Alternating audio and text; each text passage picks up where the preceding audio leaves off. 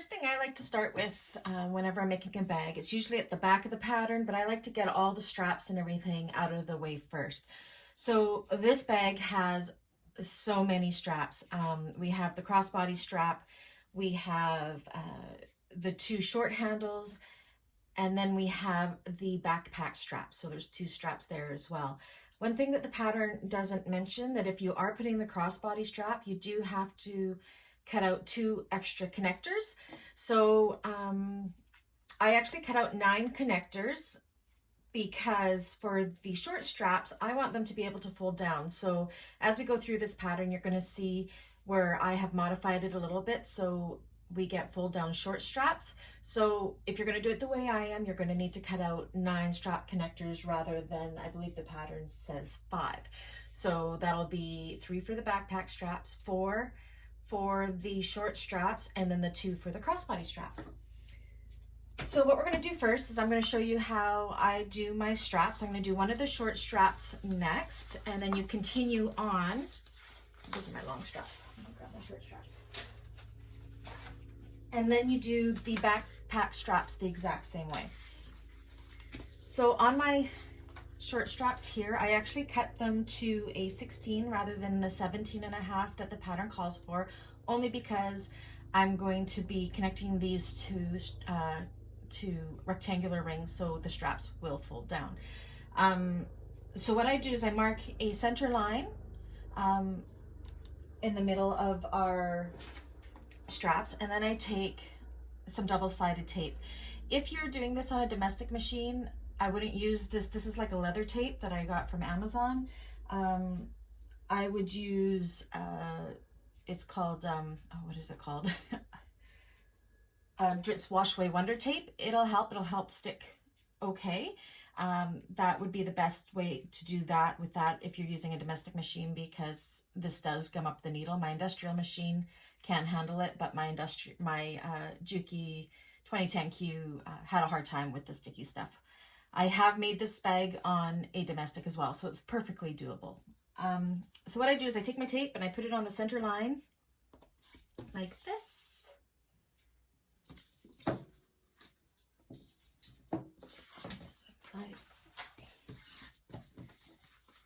Take off the paper backing and it leaves the glue there. And then you take each of the sides and you fold it into the center like this. Now, if you didn't want to use tape, you can definitely use clips, wonder clips on the side here, and that would hold it in place for you as well. And then take the other side and fold it in. You want to leave about a 1/16 of an inch gap like that, just because it makes it easier when we fold them together one more time.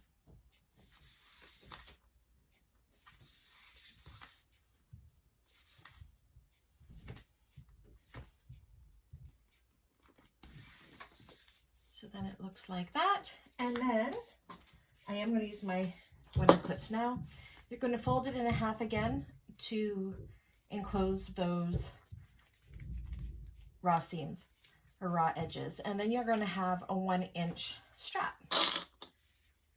Now you could run this through the machine without clipping. I like to clip because I like everything to stay in place, and my machine goes very fast, so sometimes I lose control and then my straps end up ugly. So I just like, I'm an advocate for clipping everything.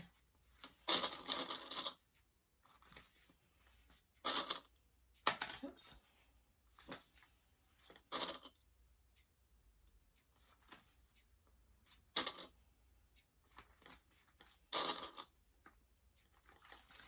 So it's like that. So now what I'm going to do is I'm going to go to my machine, and on this folded edge where the two edges are brought together, I'm going to do an 1/8 of an inch top stitch all the way down to the side, and then turn it around and do it on the other side.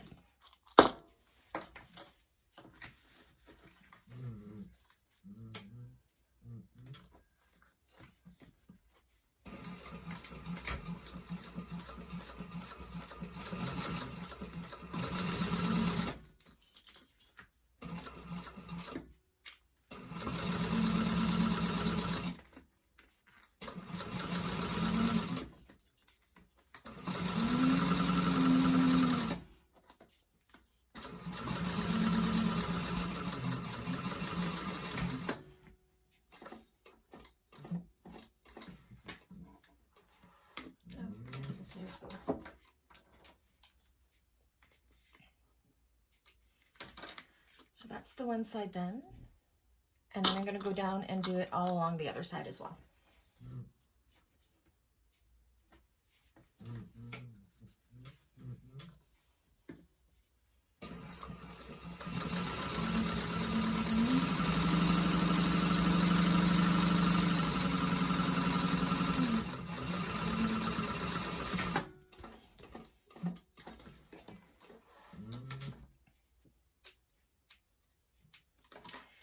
And there it is. That's one strap done. I'm going to go ahead and do all the other straps.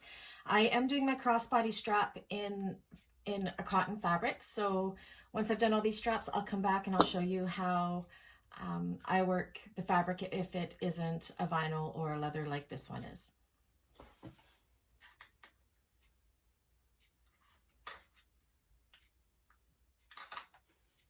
So I've done all the other straps, and now I'm on to the crossbody strap. And as I said, I'm doing it in a quilting cotton. So we do have to do it a little bit different. So my cotton, I like to do my straps between 60 and 64 inches. So I did not have enough width to cut that big of a piece. So I cut 2 smaller pieces. And what I have to do with them now is connect them on an angle or at a bias. So the way I do that is I lay one of them out down flat like this, take the other one, and we're going to overlap them kind of in a crisscross this way, like this. And then we're going to sew from this corner here all the way to this corner here. You could pin it if you wanted to, if you wanted it to hold into place, but I'm just going to eyeball it. Make sure it's nice and straight. You could draw a line as well if you needed a line to guide yourself, but not the end of the world if it's a little bit off.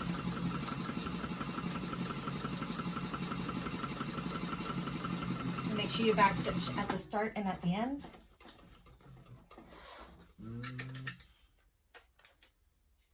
So then we have something that looks like that, but you'll see when we fold this out, we're going to have one big long piece. So that looks all right to me. So what you have to do now is take your scissors or your rotary cutter, and this triangle piece here, we're just going to cut it down to 1/4 inch or so seam allowance like this. And then I'm going to go to my iron and I'm going to open out those seams and iron them down like that. And then we have a nice seam there. Now before I go do that, I'll explain what I'm going to do while I'm at my iron, because I'm not going to show you that. So these we left raw on the vinyl pieces because they won't fray, but for this we want to turn them under.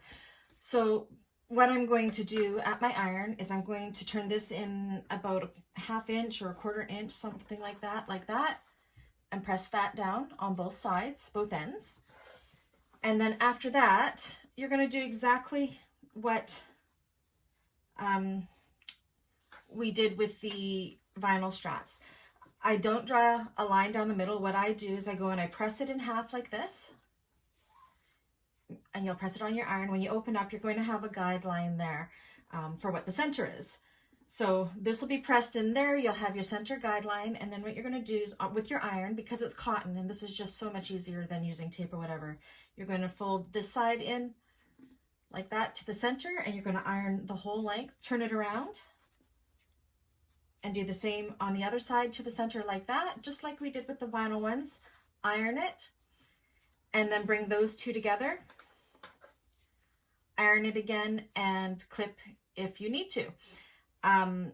When you're pressing it, it stays in place pretty good, so you usually don't have to put too many clips, but if you want to put clips in, you can. And then the exact same as what we did with the vinyl straps is on the joining side, you're going to do 1/8 inch seam allowance down. Make sure you backstitch where you start and stop. The only difference is you're going to also go across this top here at 1/8 inch seam allowance. You're going to go along the top, you're going to go down the side, all the way around along the bottom and back up this side, and then your strap piece will be complete. So I'm going to go do that. I'm going to sew it all together, and then we'll start putting on the strap hardware. So crossbody strap is done. And you can see I went along the edges there. We got them all the raw edges are tucked in. And we went around, we have our 1-inch strap. So now to turn this into a crossbody strap, you need a slider and 2 swivel clasps. So the first thing we're going to do is take our slider, and you want to have the wrong side down. So decide which side is your prettiest side and make sure that one's up. Take your slider and you're going to take it like this. You're going to put it in one side and then over top of this little swivel or sliding thing here, like this. And then have about, I don't know, 1.5 inches or so, and you're going to fold it down upon itself like that. And then you're going to take it to the machine. And you can do this 2 ways. You can either do a box stitch and then do an X in the middle. What I do is I just do a parallel line here and a parallel line as close to the hardware as I can get, and then I put a rivet into the middle.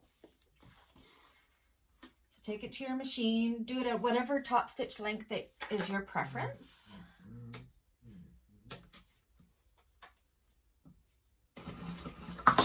Oops. Make sure you back stitch and don't dump your wonder clips everywhere like I did. And back stitch.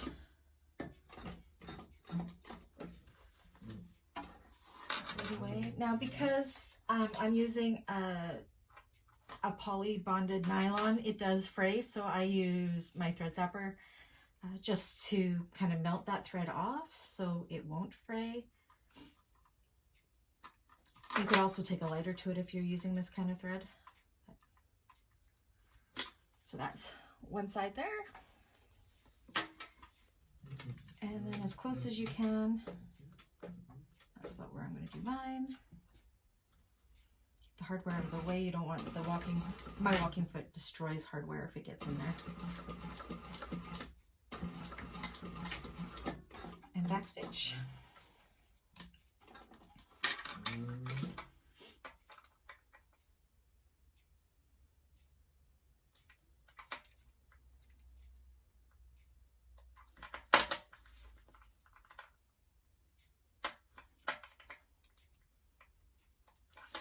So again, you can go down, just follow your top stitching from when you made the strap down again.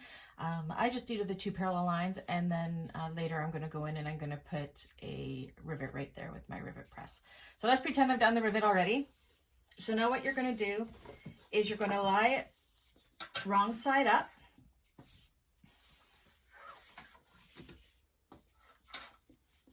Follow it all the way to the end.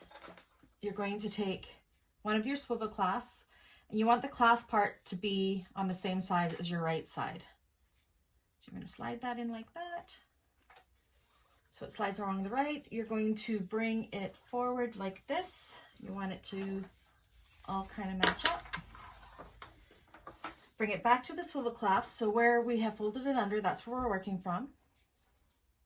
See there? And then you're going to put it through the clasp here and then up and over. I do have a crossbody tutorial on my page, so if this is going too fast and not too descriptive, make sure you check that out. It goes into it in much better detail. So then you're going to put this down here like that, and then you'll see that's how we slide it. So we got the swivel clasp on one side. You want to make sure it's pointed out and not on the inside. And then we have our other side that doesn't have a clasp yet. You're going to go ahead and put that on there like this and around, and then we're going to secure that much like we did with the swivel clasp or the slider in the middle. So again, I'm going to do 2 lines, and then I'm also going to do a rivet. Again, with whatever top stitch length is your preference.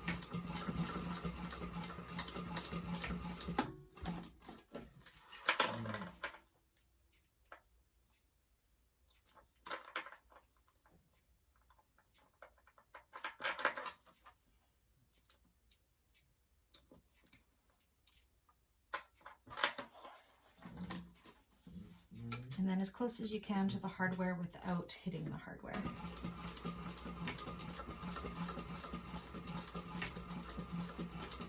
Backstitch.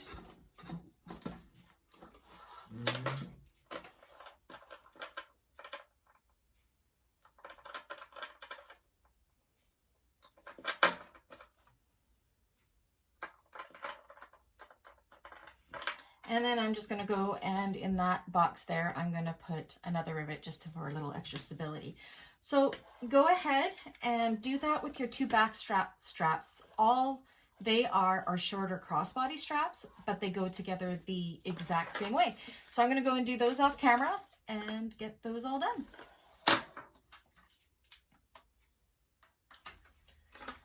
So I've gone and done all my straps, so you can see where I put the rivets there. And I have another one there. Now, one thing that I also did off camera that is not, it's not part of the pattern, is I added these strap ends to the raw ends. So for the vinyl, you can completely leave it raw. Sometimes it looks a little bit white. You can color it in with, what's it called? I think it's called edge coat. You can do edge coat. You can get a fabric marker that's the same color and color it in that way. I like to use these strap ends. They're from Emmeline Bags, and they're just put in with 2 screws. And you'll see, I won't do them on camera, but I do add them to all my raw ends. I think it just adds a little more bling, and it's really, really pretty. Another thing you could do, if your machine can handle it, if you didn't want that raw edge and you didn't have these connectors, is you can, like we did with the cotton, you can fold in the edges about 1/4 inch, but that makes it really thick, so not all domestic machines can handle that. So these are the backpack straps, and you can see they're just like a crossbody strap, they're just shorter. So yeah, so when we come back, I'm just going to get everything together. When I come back, we will go ahead and start on our strap connectors. Okay, so now what we're going to do is we're going to take our 9 strap connectors and we're going to prepare them. Now, again, the pattern doesn't call for 9. My modification is I want the straps to be able to fold down. I've done one ahead of time here. So for 4 of the straps, you're going to be using the rectangular rings if you're going to do my modification. And what that's for is the regular pattern, and you can do it this way too, it's fine. It's just you're going to be sewing the straps straight to the bag, but they will stick up when you have it, when you're using it as a backpack or a crossbody. So my preference is I want those straps to be able to fold down when we're not using them. So this allows for that to happen. So that's why I've chosen to do this. So you need 4 strap connectors for the short straps, and you need 3 for the back strap, but they will be using D-rings like this rather than the rectangular rings, as will the 2 crossbody straps on the side of the bag. So the way I prepare those is, you can see I have put a dashed line at the center mark. It's very similar to how we did our straps. So I put my double-sided tape. Again, you can clip it, you can, however you like to hold it together. Again, the double-sided tape doesn't always like a domestic machine because it does come up your needle. An industrial machine doesn't have any issues with it at all. So then you're going to take the long edges and you're going to fold them into the center, as close to that center line as you can. Like that. And then you're going to do the same with the other side and butt them right up against each other. So now we got a 1-inch piece. So we're not like we were doing with the straps. We're not folding it in half again, because these are going to be folded in half this way and those raw edges are going to be hidden. So once you've got this, you want to do 1/8 of an inch seam allowance down one side and 1/8 of an inch down the other, with whatever your preference for your top stitching stitch length is. So we will do that now.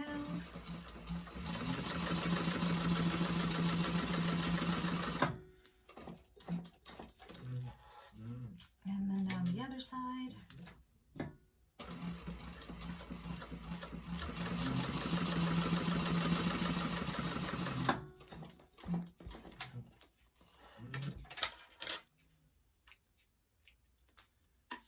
your threads.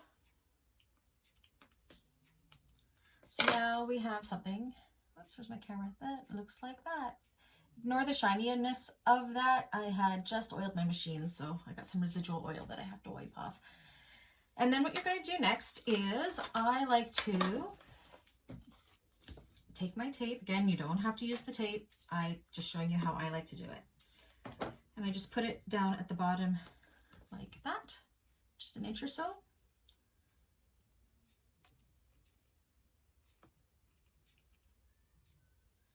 Take your D-ring or your rectangular ring, whatever you're doing, put it through the strap, and then fold the wrong sides together, matching your raw edges like this. The tape really helps hold it in place. So now we got that. And then what I'm going to do is I'm going to do a basting stitch along the bottom here. And then as close as I can to the hardware, I'm just going to put another stitch there. That'll help later when we want to tack them to our main pieces. It'll give us a guide as to where we are going to be sewing it to that panel. So just along the bottom like this.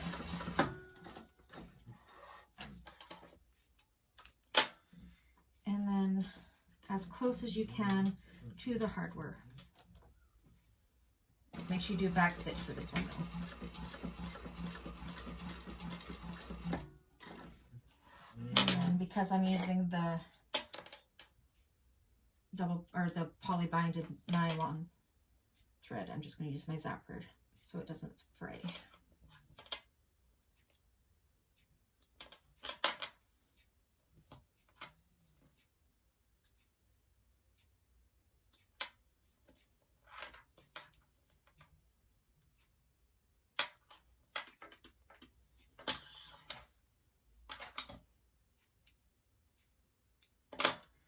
And then we get what looks like that. So go ahead and do all the other strap connectors. You're going to have 4 rectangular rings and 5 D-ring connectors. I'm going to go ahead and do that off camera, and then we will come back with the next step.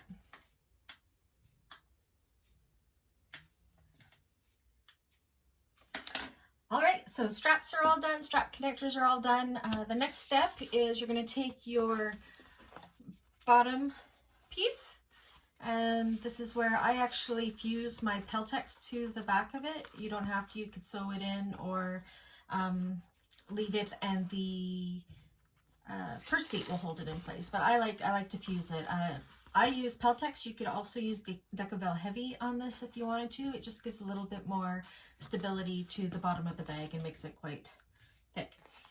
So we're going to mark out where we're going to put our purse feet. So you're going to take your pattern piece, and it has the spots for the purse feet on it. So I'm going to take that, and we're going to take a pen, and on the wrong side, you can see this, we are just going to line this up. And I put a hole where the purse feet are in my pattern piece, so I can just take my pen and go right through it like this. The middle one here, there's little half ones here. And then flip it over wrong sides, match up those ones, and then mark where these ones are going to be. So this bag is getting 6 purse feet. We have them all marked out. And then I like to use, you can use a seam ripper, you can use a small pair of scissors. I like to use a very small X-Acto knife. This one is by Fiskars. And I just do a little teeny tiny slit where those dots are. Careful not to stab yourself.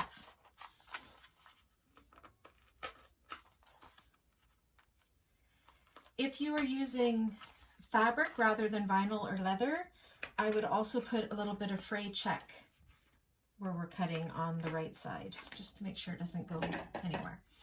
And then we have our purse feet. Again, all my hardware is from Emmeline Bags. And we are going to just insert them into those slits that we just made.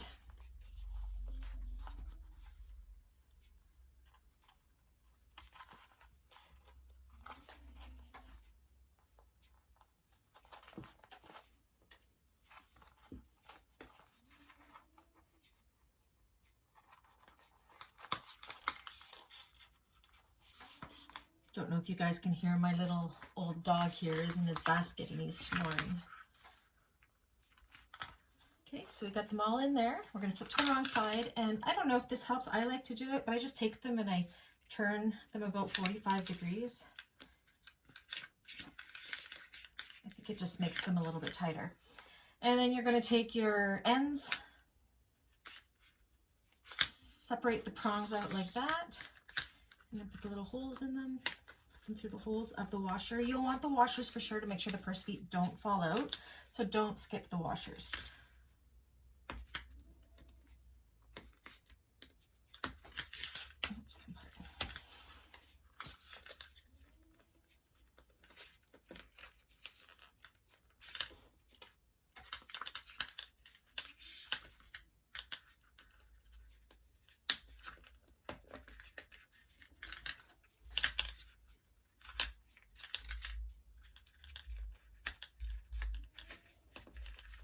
And purse feet, again, are optional. You don't have to put them on. I just think they look super nice.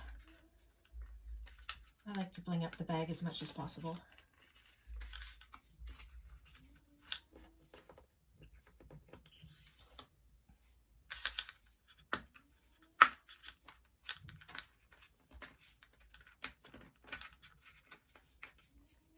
Okay, and then just double check that they're in there nice and tight and they're flush with the vinyl, which they are. And then what I like to do, again, I don't know if it really does what I think it does, but to me, I just think it helps hold them in better. Is I take my duct tape or Gorilla Tape. This is Gorilla Tape. Oh, come on.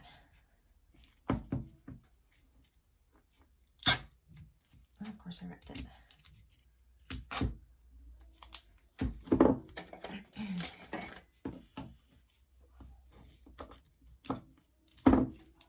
Do not use your fabric scissors on this tape, trust me. It will wreck them.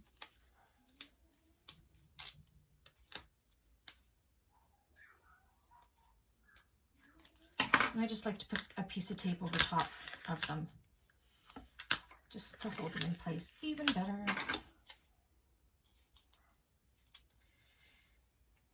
Again, I wouldn't recommend putting it into your seam allowance because this tape would be hard to sew through. It's very, very sticky, but I like to use it as protection, and I think it also helps protect the lining that will be against those, so it won't put holes into the lining from it rubbing against the metal of the purse feet. I back all my hardware with this tape, so if it's my nameplate or a magnetic snap or whatever, this is always on the back to help hold them in place.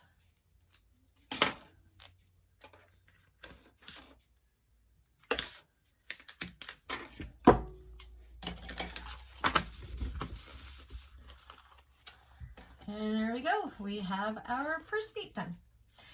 In the instructions, it now says to cut a piece of foam out and baste it to the foam, but I'm actually going to do all my foam basting at the same time with all the exterior panels once they are all done. So yeah, that is the bottom of the bag. All right, now we're on to the top panels of the bag. So the very first thing I like to do, these are our exterior top panels, is I like to find the center mark. So I just fold them in half right sides together, and then I just take my scissors and I do a very, very small snip. You don't have to do a snip. You could leave a mark with a pen or what have you, but I like to do the snips because the snips don't disappear. Just make sure it's within your seam allowance so it won't show, and do that with both pieces.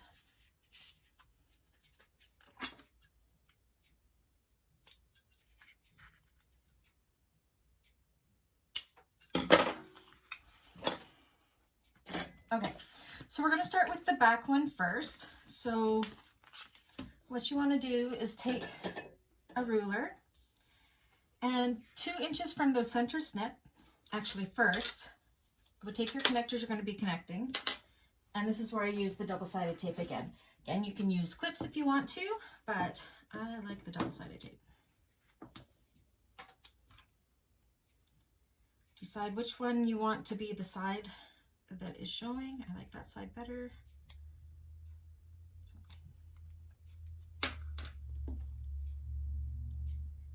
you want to put the tape onto the wrong side.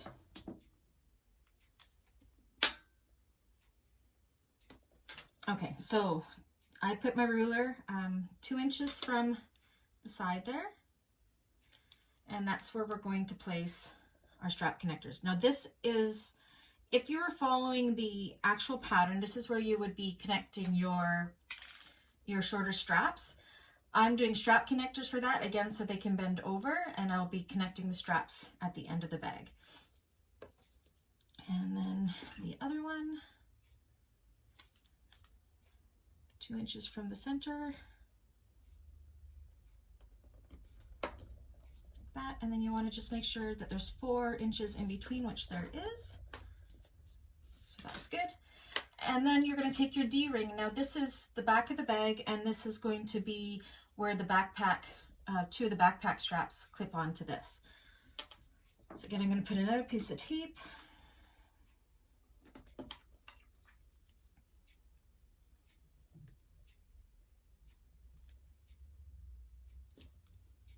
And where that center clip is, you're just going to make this centered with that. So it's right in the middle. I actually want it to be just a smidgen lower, with about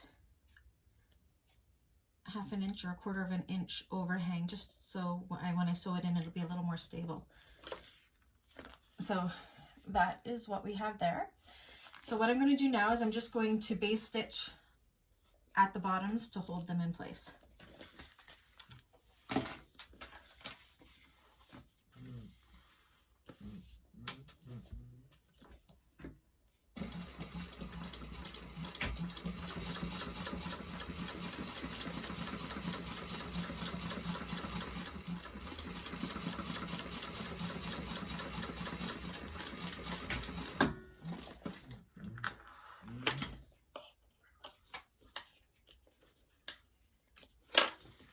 So then we have something that looks like that.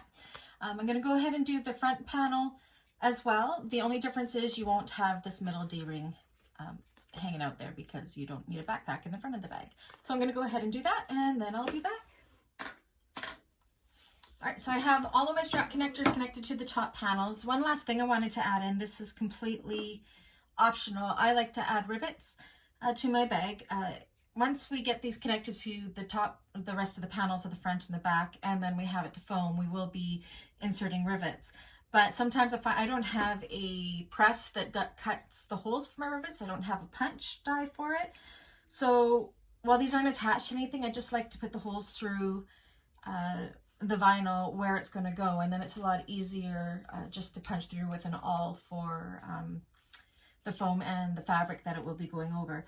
So for this bag, I like to do rivets, only one rivet, and I do them about, how far is that?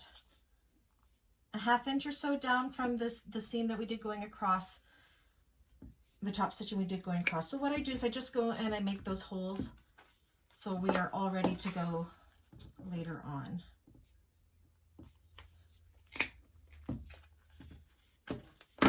So you can see I've put where I'm going to be putting my rivets.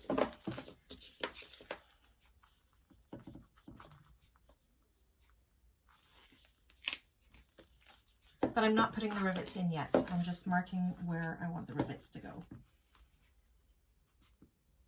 This would be much easier. You could do it all at once if you had a die for your rivet press, but I do not.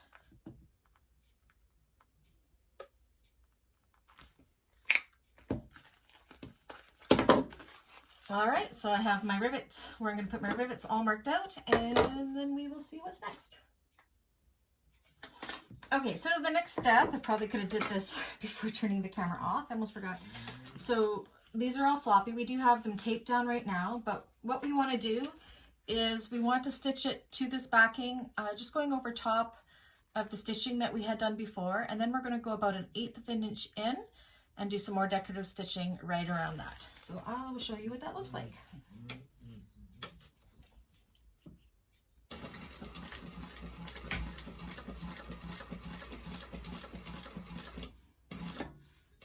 May have to hand crank a little bit.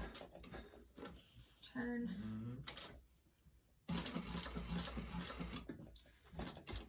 Now if you have a walking foot machine like mine, when you go to turn here, this part of the walking foot can really eat up the fabric. So I just put a little piece of vinyl there to protect it.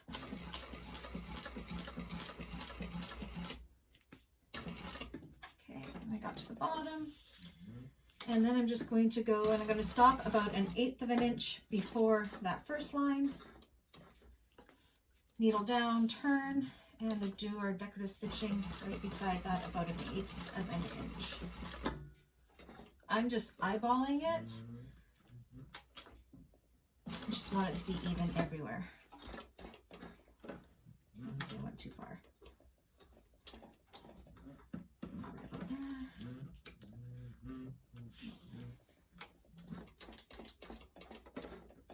Again, when you turn, protect your hardware there with this scrap piece of vinyl.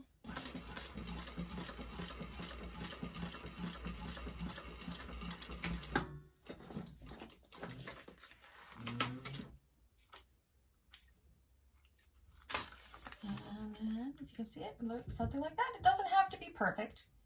It just gives a little bit of extra pizzazz. So I'm going to go ahead and do that with the other 4 connectors, and then I'll be back. Okay, now we are on to assembling our flap. So what you want to take is the lining of your flap,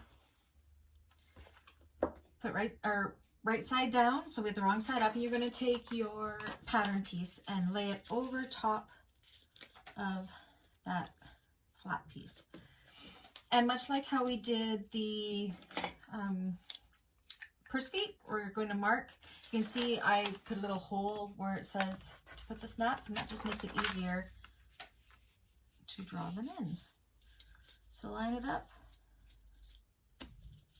and mark where we're going to have our snaps. Just a little dot.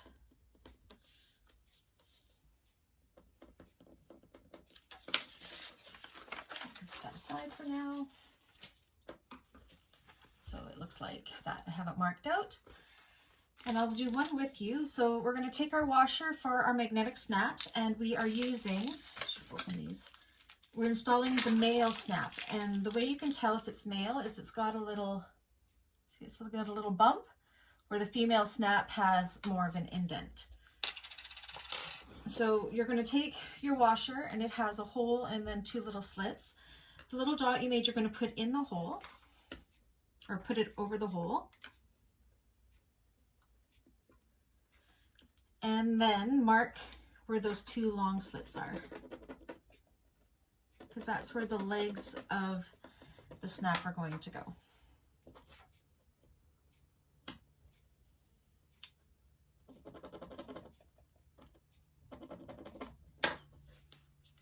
So it now looks like that. Then I'm going to take, you can use a seam ripper, a pair of scissors, whatever you need, but you're going to cut just along those slits. I think I need a new blade. There we go.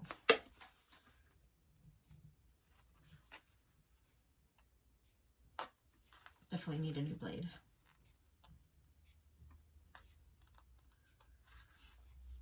Okay, and then because we're using fabric, we want to make sure it doesn't fray, so I take my fray stop or fray check, and I'm just going to put it over top of those slits just to avoid any fraying that may happen. Okay. I also have cut out, just from some scrap Peltex, just some little squares which are going to help with the stability of the snap behind the fabric. So what I like to do is just pretty much what you did on the fabric, just make the little lines. I just put it on there and take my X-Acto knife and push it through. Like that. Then take the male part and put it in. So it's like that. Flip it over, take your Peltex piece, find where your slits were.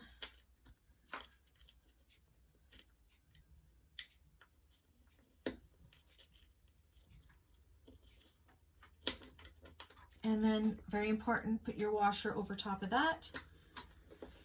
And this can be hard with these, especially the male ones for some reason. I like to, oh, it's not too bad today.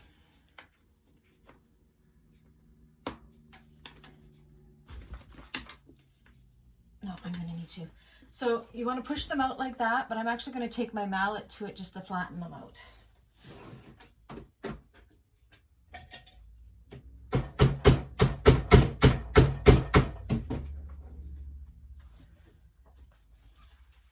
So it's like that. And then I take a little bit of my Gorilla Tape.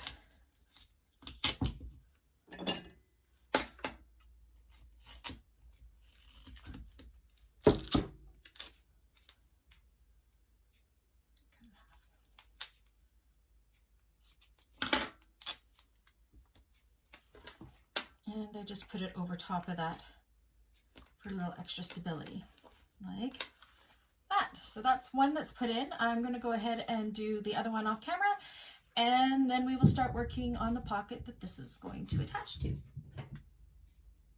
Okay, now we're working on the exterior front panel. We're working on the pocket piece of the front panel. So we have to prep for our zipper. So I have my pocket, my flap pocket lining sitting here. So we're going to do some drawing, some marking out where the zipper is going to be. We want the zipper to be about 9 inches long, or sorry, 7.5 inches long, and this is 9 inches.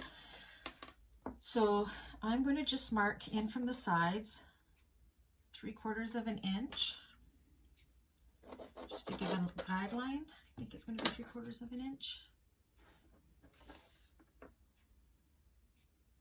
And I'm just using a friction pen, which goes away with wash or with heat, and do it on the wrong side of the fabric. So in between those lines should be about 7.5. It's a little bit off. So what I'm going to do is mark the center of that with a snip.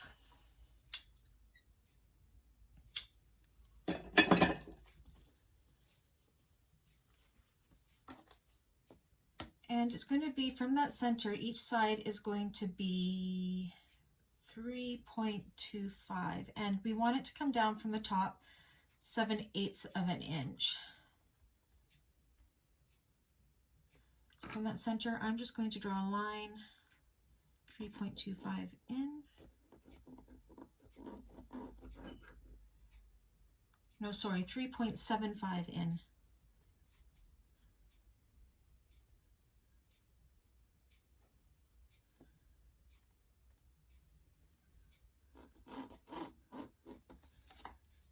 This side should be 3.75 as well. And I'm just using that center. You can't really see it because I got light fabric here. Maybe if I go like this, you can see better. You can see my little notch there.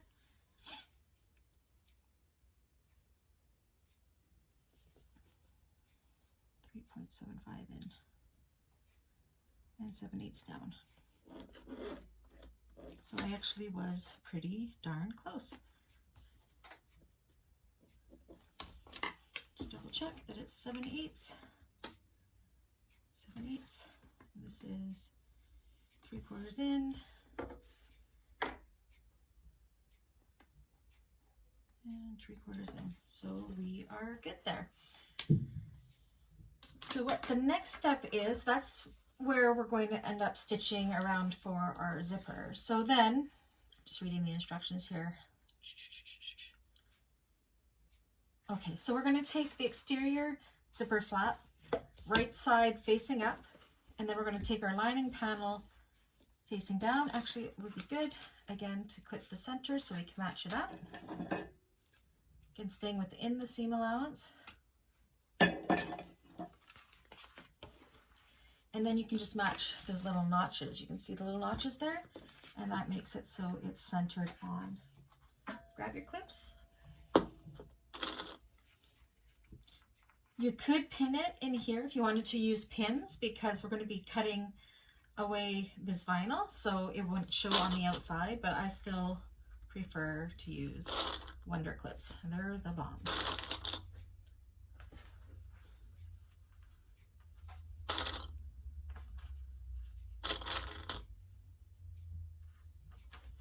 So there we go. We got them centered on top of each other. So we have them right sides together, centered 7/8 of an inch from the top, 3/4 of an inch in. So we have a 7.5 inch line there for the zipper. So what I'm going to do now is I'm going to go and I'm going to sew all along these lines that we made. Shorten your length. It's not top stitching now, it's sewing. So whatever length you do your stitches at for regular sewing, do that. I do mine on this machine at 3.5.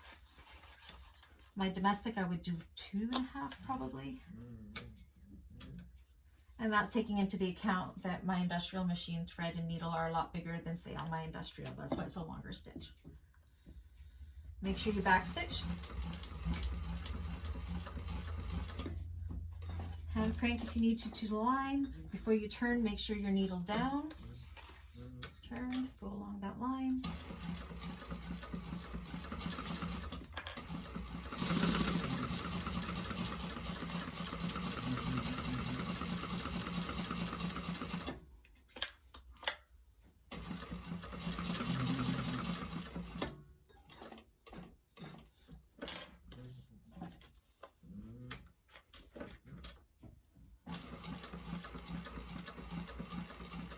And back stitch.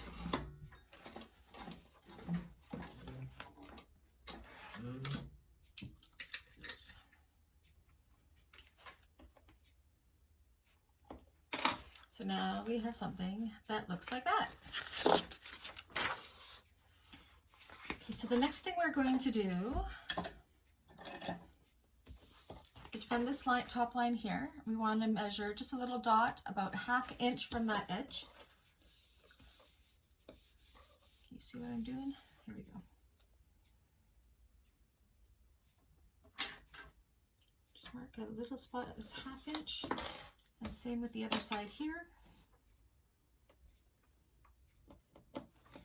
And then going to the corner of where our stitching was and that 1/2 inch mark, you just want to draw a diagonal line on both sides. So now it looks like that. And now what we're going to do very carefully, I've cut my stitches many times, is you want to cut along that diagonal line as close as you possibly can to the stitches without going through the stitches, because if you go through the stitches, you're going to have a hole.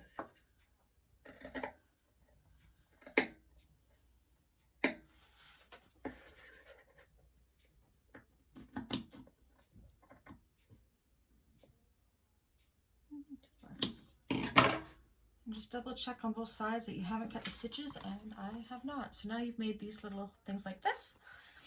And then what you're going to do is you're going to take this and you're almost going to try to turn it through if you can, so they end up being wrong sides together.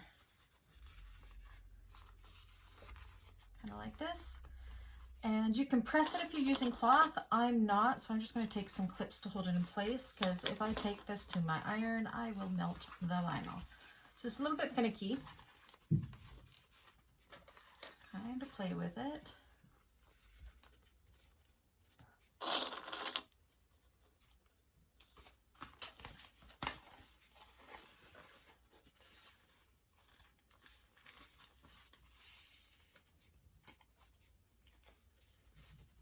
There we go. You see how it's all coming there, and we're pushing it so they're wrong sides together.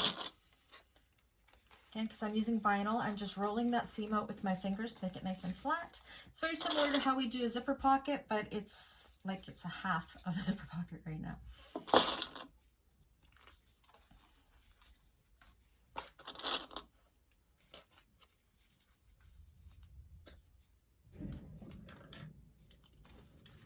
So it looks like that. And that's what the back side looks like. So I'm just going to let that sit for a couple minutes just to try to get the vinyl to remember that fold. And I will go and prep my zipper by the yard and then come back and show you how we're going to install that. All right, so I let it set for about 10 minutes or so. You can see how my vinyl has remembered that fold. Sometimes using the clips is almost as good as ironing, just so things lay flat. So now we're going to install the zipper. You can use a number 3 zipper or a number 5 zipper for this pocket. I'm using a number 5. So again, I love my double-sided tape. This is a 1/4 inch double-sided tape. For zippers, using the Dritz Wash Away Wonder tape is just as good, and domestic machines can handle that. So I'm going to take some of this tape and I'm just going to put it along the bottom edge. Now, keeping in mind how you want the zipper to open. This is the front of the bag, so you want it to open from left to right. Unless you're left-handed, then you can do it the other way. So the way I remember it is the kind of the rounded part of the zipper should be pointing to the left. So I'm just going to add a little bit of this tape just around that edge there. So I can't pin it because of the vinyl. You'd put holes in it, so you can just hold it in place with your hands. I just know I like the tape because it holds it in place better for me.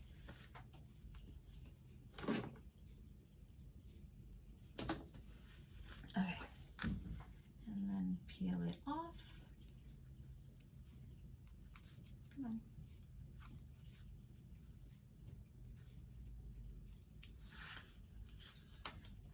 And that gives me a good line of reference for where I want this to be. So we want this to be flush at the top, like this, with the zipper tape and the top of the panel. So I do have a couple clips to do that. And I'm going to lie this where I want it to sit, along the zipper tape, which is usually about a 1/4 inch in, which is perfect because that's what my tape is, so it gives me a line of reference there. And that works out perfectly because it lines up on top again. Just push that tape down. So that is what we have there. Now, the lining, I don't mind a little bit peeking through. It gives it kind of a little bit of faux piping. You can try to press it down more if you wanted to. I'm just happy if it's even looking. So like that. So now what I'm going to do is I'm going to go 1/8 of an inch down to put the zipper in place. So down this side here, across the bottom, and up the other side using the top stitch length of your preference to hold it in place.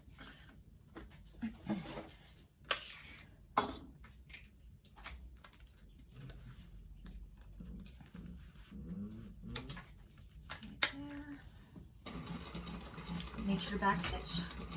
And when I come to the zipper tape, I'll make sure it's kind of centered there. I like to go back and forth over it a couple times just because I'm using zipper by the yard. I don't have any stops on there. Okay, hand crank. Make sure before you turn that your needle is down. Turn. And go 1/8 of an inch across.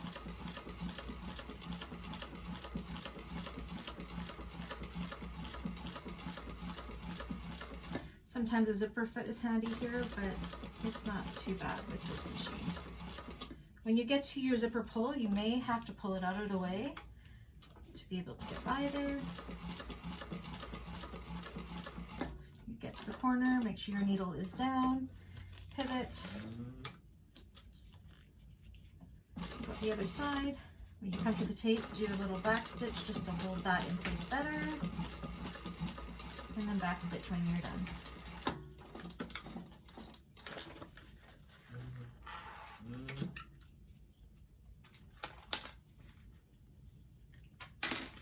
There we go, and we have that all sewn into place there. So now what I like to do is I cut too much zipper by the yard. If you've used zipper by the yard, you're just going to cut that zipper back to be the same width as the pocket lining there. So don't cut your flap here, just cut the excess zipper tape like this.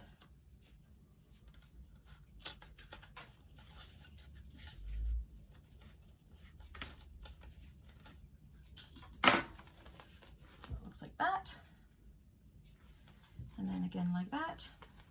Okay, so then what the next step is we're going to do is we're going to flip it over, we're going to take our lining panel and we're going to line it up along the top like this. So we're making like a little pocket. And just use your wonder clips for this. And line it up with the top of the zipper tape as well.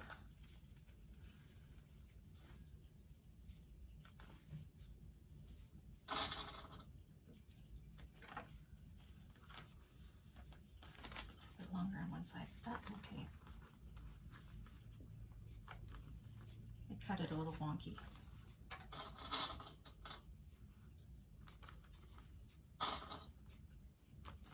Okay, so this is what we have in the back. We have the panel folded up. It's even with the zipper. So now what we're going to do is we're going to fold the front flap out of the way, and we're just going to sew down the sides of the pocket lining to keep it in place. So make sure you're folding this out of the way. You don't want to go over top of that.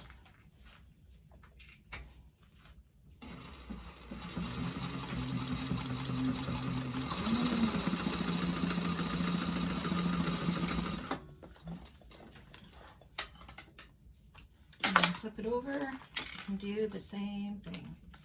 Now mine's a little wonky here, so I gotta make sure your back stitched. Folding this part out of the way so you're not sewing over it. Back stitch.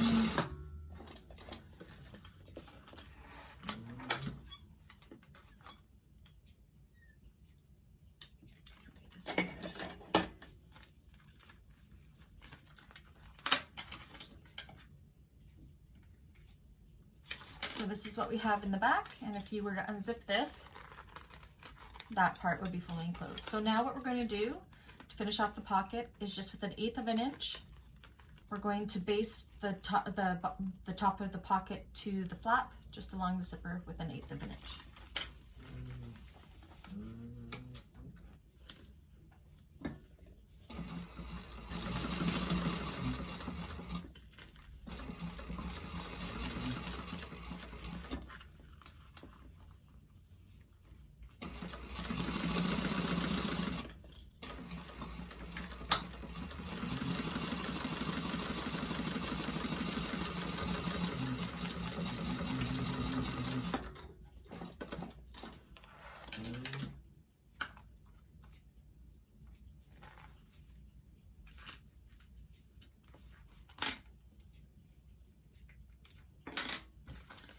So now it's all basted along the top there, so if you open the zipper,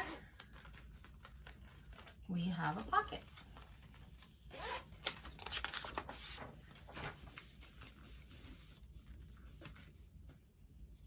Okay, what we're going to do now is we're going to grab our lining where we put the snaps on, our lining panel for the flap, and we're going to lay it over top of this, right sides together, and we are going to sew it all the way around here, leaving the top open. So we will just pin that.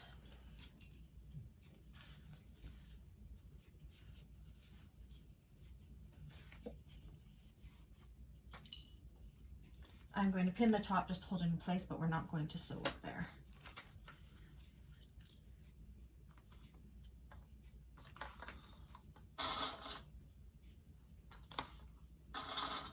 So again, the lining flap and the exterior flap are right sides together.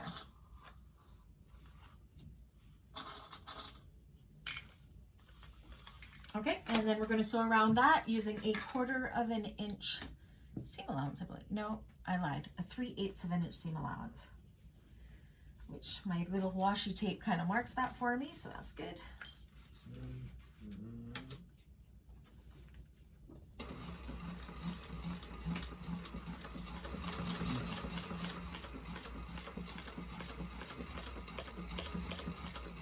Take your corners nice and slow. If you need to adjust, make sure your needle is down before you adjust.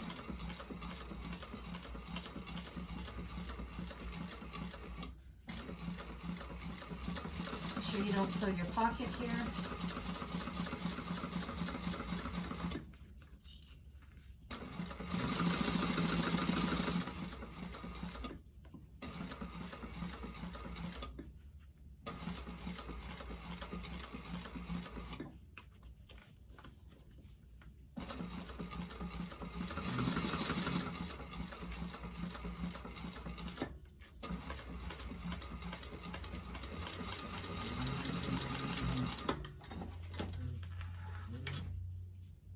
Scissors now. Keep using those.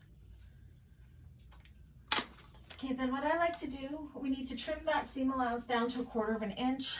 I like to use pinking shears for this, especially on a rounded edge because it makes it easier to turn and then we don't have to cut notches. So I'm just going to take my pinking shears, go around the corner at about, leaving about 1/4 of an inch.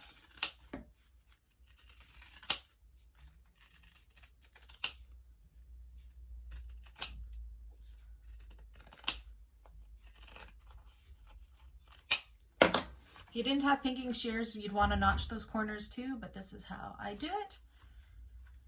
And then we're going to take it and we're going to turn it right sides out.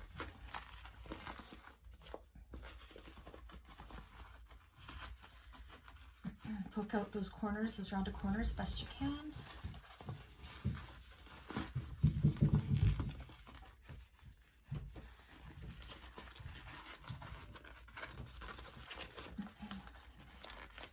Again, you can give it a really good press if you're not using vinyl, or you can press on the cloth side. I'm just going to try to massage it with my hands to try to get the corners the way I want them to be. So you can use a tool if you wanted to push out those corners. This is open enough, I can just use my finger.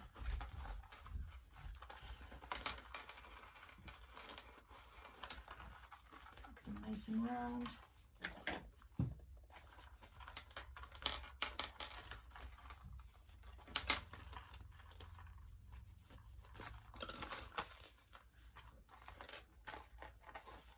Round enough there for me.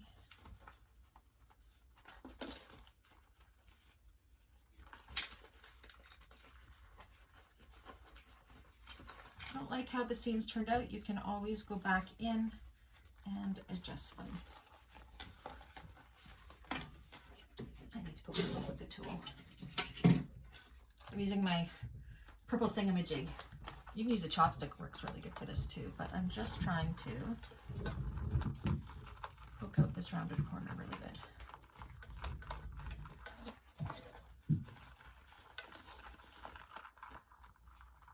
There we go. And this one too.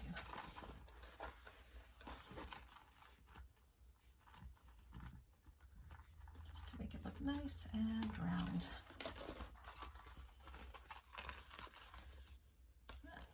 They look about the same, so it's okay.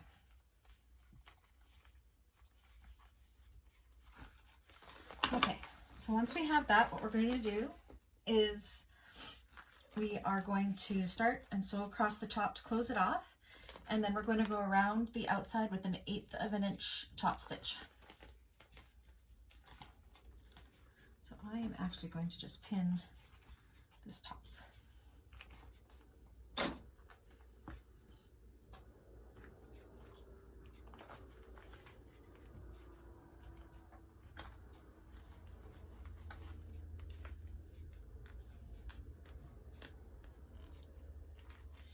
Don't like my curve so much on this one, but I think it'll be okay. They're kind of the same on both sides, so. Okay. So I'm going to start here. Be sure to backstitch.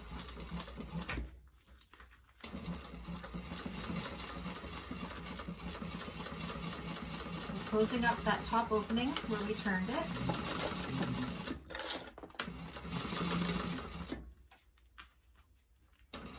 You get to the corner to turn, make sure your needle is down, turn, and massage everything the way you want it to look.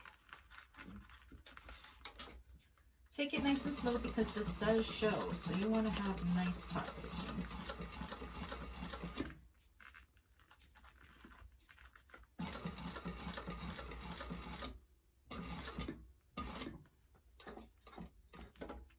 Needle down if you need to adjust at all.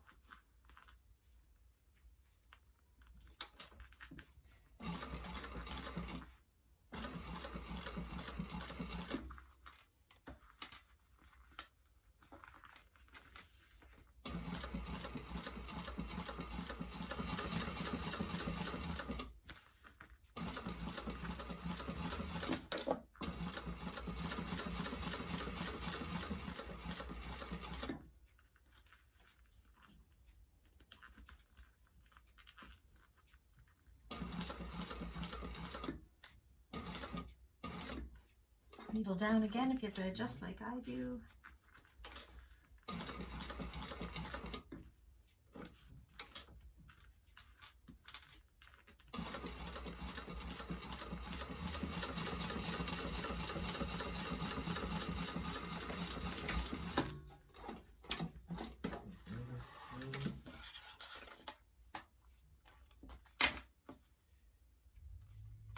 Make sure everything was caught good.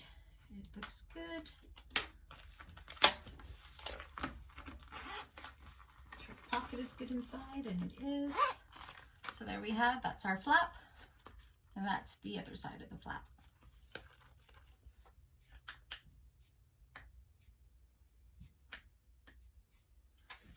All right, so now that we've done our flap, we want to do the front pocket panel where the flap will be attaching to. I just got to show off this fabric. It's amazing. It's from Spoonflower. It looks like Bambi, but it's just gorgeous. So what we want to do is, this doesn't end up being incredibly accurate. We're going to kind of adjust it a little bit as we go, but we're going to take our pattern piece. You can see here it's showing where we want our female snap to go. So for now, we're going to mark where that is. We're going to put it on there. Use a washable pen, put your little dots where the piece says it's going to go.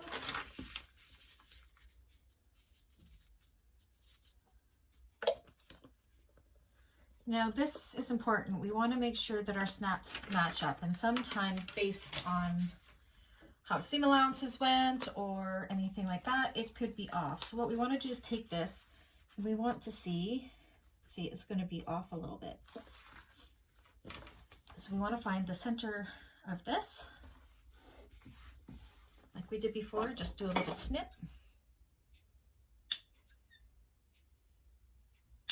Can we see the little snip I did here? No, we did not. And then we want to take this one and we want to make a little mark. Where's my ruler? Where the center of it is. This isn't going to work. I've lost my ruler. Okay. So this whole thing is 9. So we want the 4.5 mark is center. So I'm just going to put a little mark on the zipper right there so we know what our center is. Okay.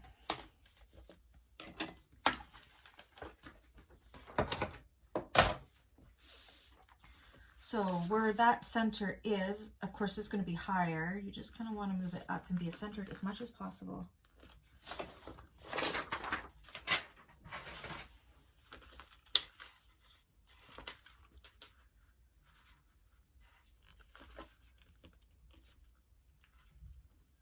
So that snap looks like it's going to be okay. It's this one here.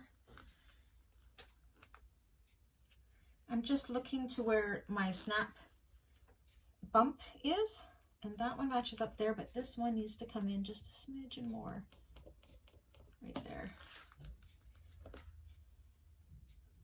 Snap together. This one come in just a little bit. So you're going to play with it a little just to make sure that they do line up. And you want to make sure that this middle is with that middle, which it is. So there and there.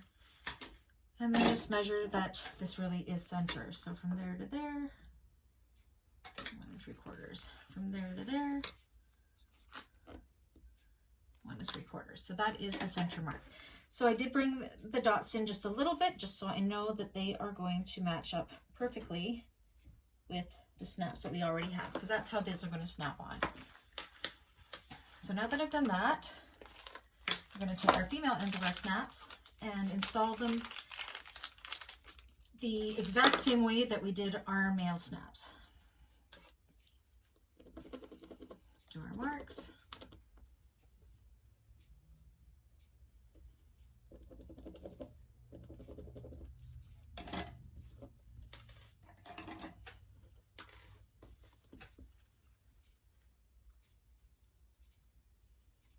Oh, I really need to change this blade.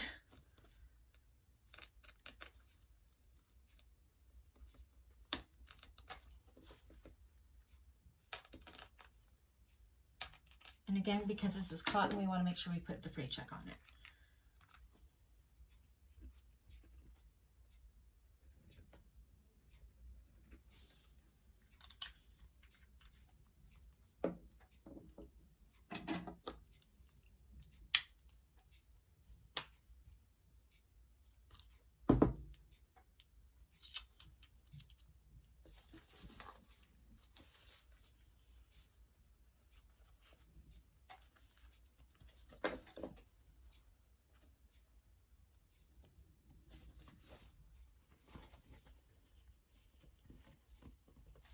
Go through. There we go. Like that. And then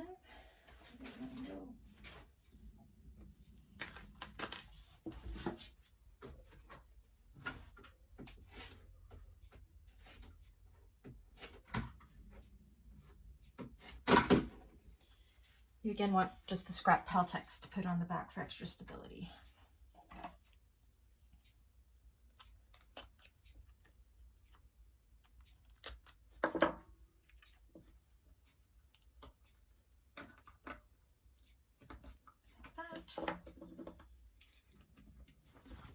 And then I just use the end of my table to push it on. The female ones are much easier to push down than the male ones. Okay, and then do the same with the other one.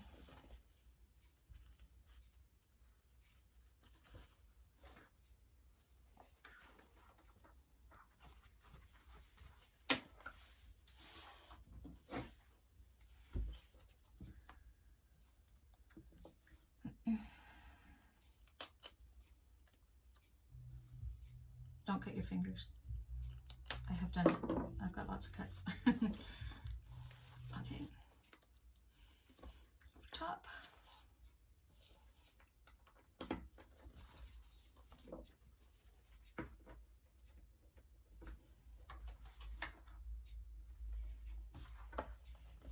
Pushing them down flat. Before I put the tape over top, I'm just going to double check that they line up good. With this. Oh yeah, you can hear the snap there. So you can see that the snaps have gone on perfectly. They are good.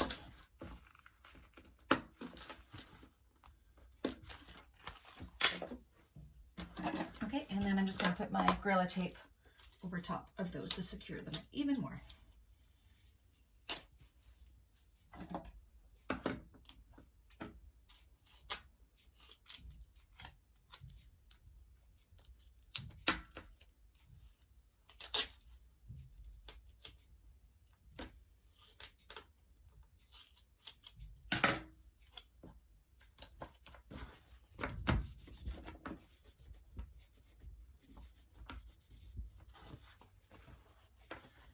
And there we go. Again, this should just go perfectly into place if we've got things measured out properly. So that's part of our front pocket panel.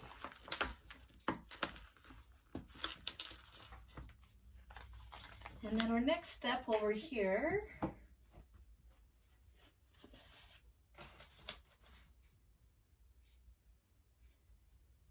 okay, so we're going to take our front, what is this called? Front slip pocket lining panel. We're going to put it right sides together with the exterior slip pocket.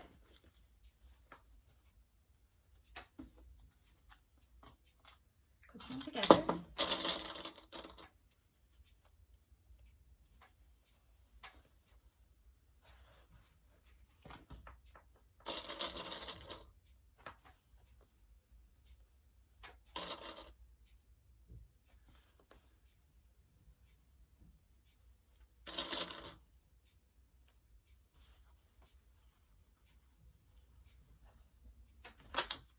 this right? Yep.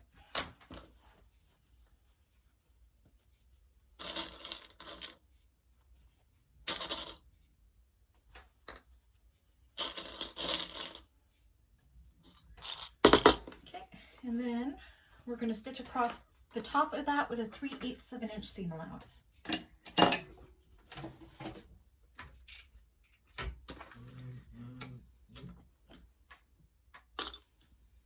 Make sure to backstitch at the start and the finish.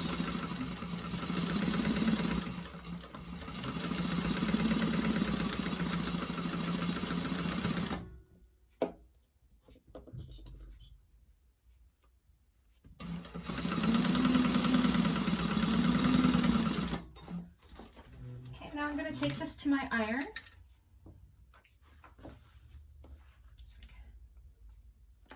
I'm going to take this, I'm going to flip this over like this, and I'm going to flip it back so they're wrong sides together. I'm going to go to my iron, and I am going to iron that seam down, and then I will be back to show you how to finish that part off.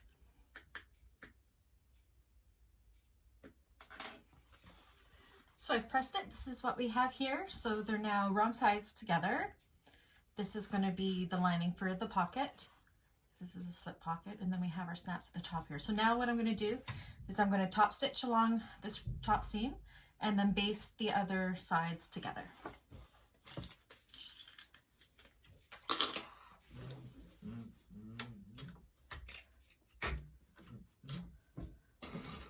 Make sure to backstitch.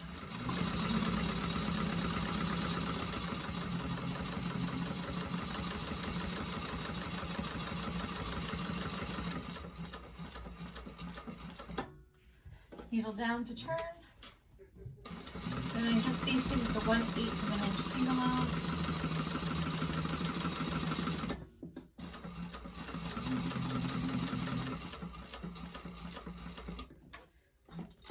Needle down to turn. Keep it all nice and flat.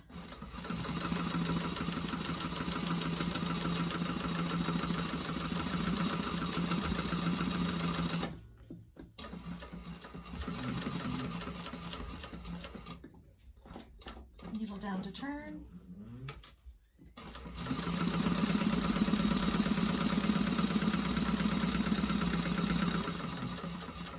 And back stitch at the end.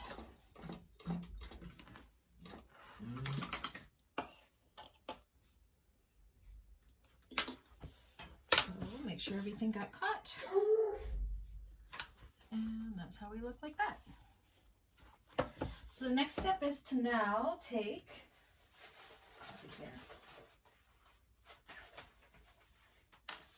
your exterior bottom panel, and we're going to line up the sides and the bottom like this and clip them together. I'm actually going to just trim off that little bit of excess lining here. One second.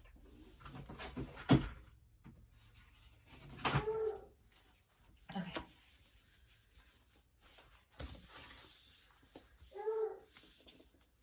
Let's match up the bottom. You'll have about an inch showing at the top here of that bottom panel. Put it together.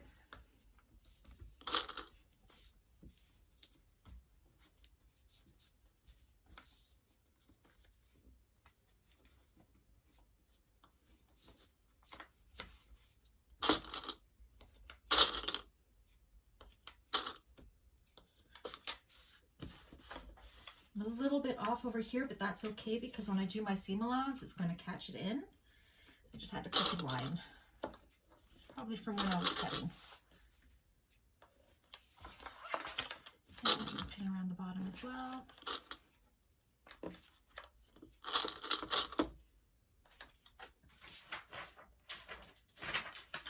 And then what I'm going to do is I'm going to baste down each side and the bottom, leaving the top open because that is our slip pocket.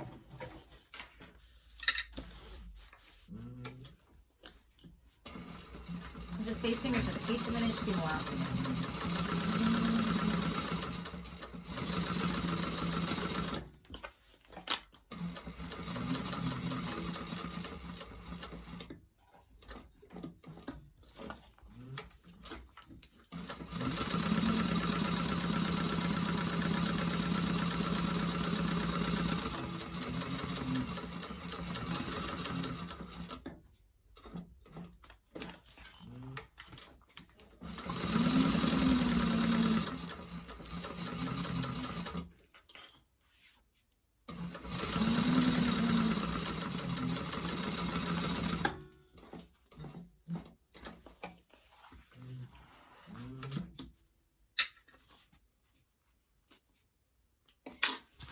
Just like that, and then we have our slip pocket there. Okay, so one thing I forgot to do was mark the center of that panel, so we're just going to fold it in half and do a little snip of the center. You can kind of see the center from when I drew it out because I had to cut them on the fold. There's that line there. This works too. Let me just look. Okay, so then we're going to take our snap thing here. I'm going to snap it into the snaps. And those center lines, the line we drew on here and that snip should match up, which they do.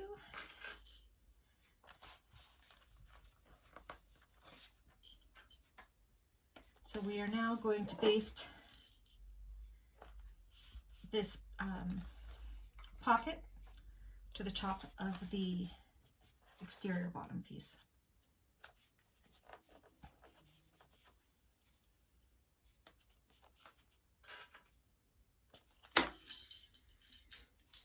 Again with an 1/8" seam allowance.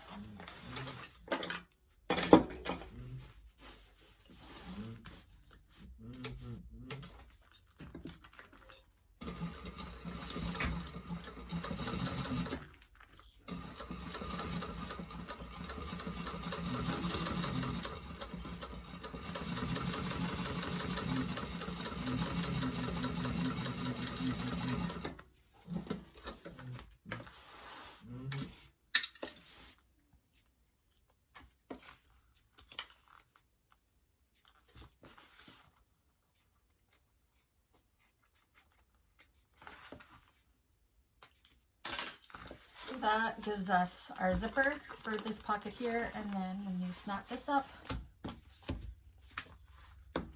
gives us the access to that slip pocket. Okay, so then the next step is panel comes together really fast now. So we're going to grab our exterior middle panel, one of them.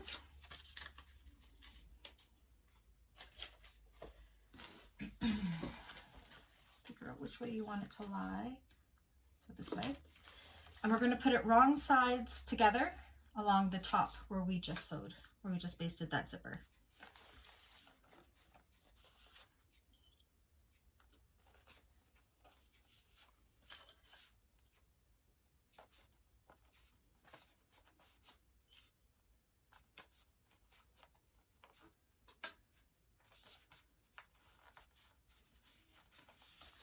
A little bit shy, so I'm just going to bring it in this side a little bit.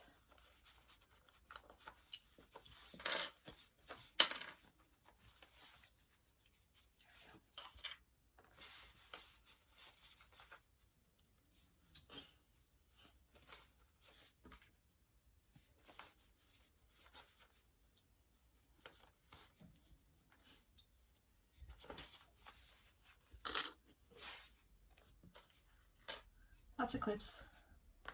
I like my clips. Okay, so now we're going to sew along there. You may want to put on a zipper foot because we are sewing on the zipper.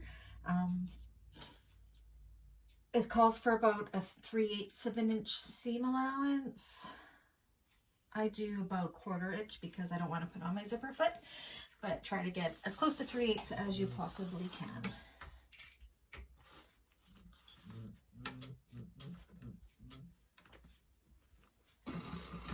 And back stitch when you start and stop. And when I get to where this pocket joins on, I like to do a little back stitch there just for a little extra stability. I'm actually going to move my zipper right now out of the way a little bit. And then move it back.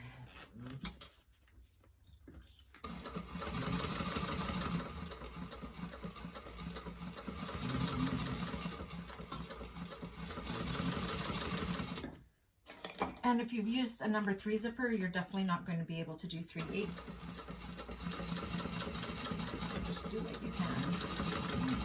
Back stitch there, and then again at the end.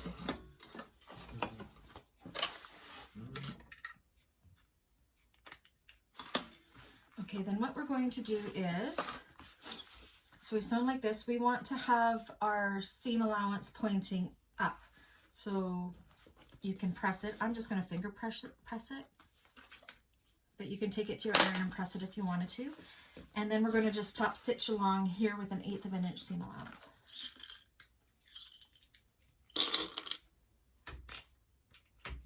Remember to change it to a top stitching length, the top stitching length that you like. And do it with about 1/8 of an inch. And that'll hold that seam in place upwards. Again, when I get to where this pocket joins, I like to do just a small back stitch for stability.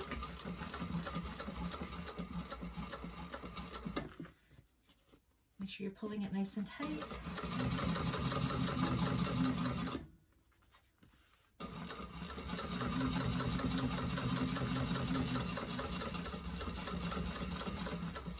Back stitch there again where that flap is.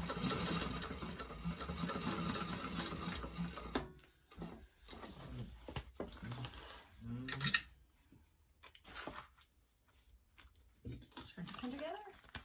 That's what we have so far. I just love this fabric. It is so nice. Okay, now the next, we're almost in the home stretch of finishing off this panel. So this is the front panel. So you want to grab your top panel that only has the 2 connectors. You don't need the back panel that has the backpack one. So you're going to lay this out, center it as well. Clip it in place.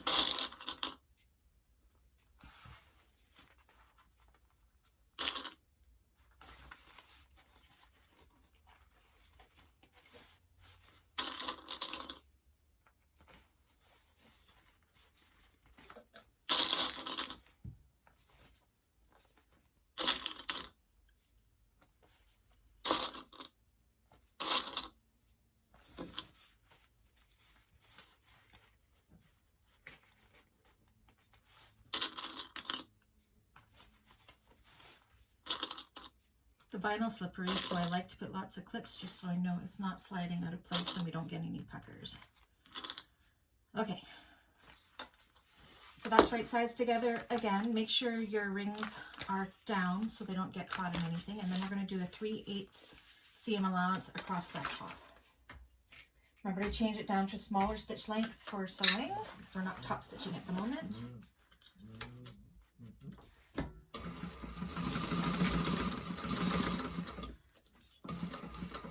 Now, as I come to the connectors, again, I like to go over them and then back stitch over them and then over them again. It just gives them a little more stability.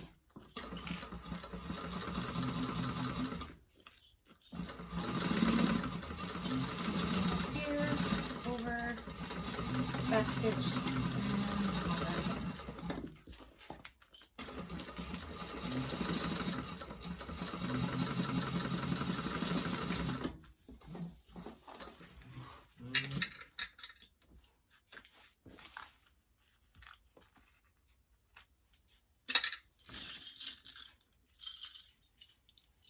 Okay, and then we want this seam allowance, we want it to point down towards this middle panel because we're going to top stitch it down here.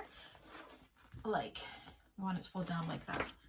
So you could take it to your iron if you didn't have vinyl here, but I'm just going to use my fingers, make sure it's all pressed down. And we're going to top stitch right along this top here. When we come to the straps, we're going to do a little back stitch at the start and stop of each of those just to give them more stability again because you can never have enough. So change your stitch length to your top stitching, preferred top stitching stitch length. And got it.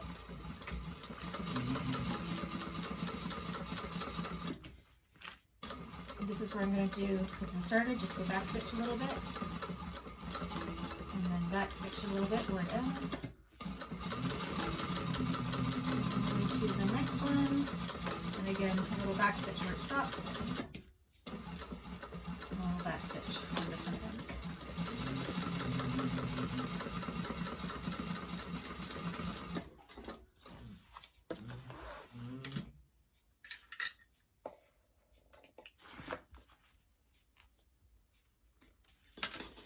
And there we have it. We have our full front panel done. I will get all the materials together and then we will do the back panel.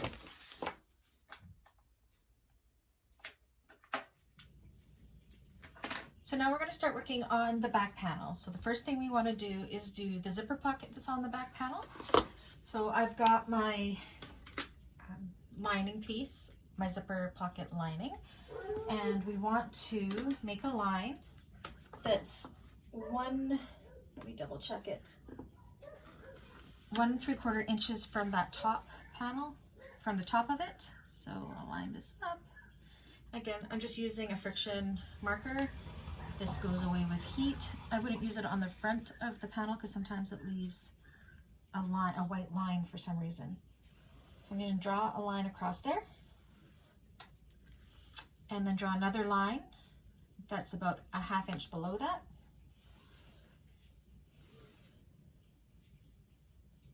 Like that. And then, this is just how I like to do zippers. On each side, do 1 inch in, like this. This is where we're going to end up putting our zipper. So from this line that we just drew, we want to go a 1/2 inch in from that and make another line. And same with on this side here, 1/2 inch in, make another line. And then with a 1/4 inch in the middle, you're going to go from this line to this line.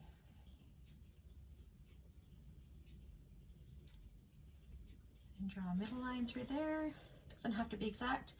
And then we're going to draw out in kind of a V from this to that corner. It's easier to show than it is to explain what we're doing here. So we've got 2 V's here. And a V there. So this is what our zipper marks look like. Okay. Now you'll see I actually was running out of fabric. This is the salvage, but it's not gonna matter because it's gonna be hidden underneath. We won't see that at all. Okay, and then we want to take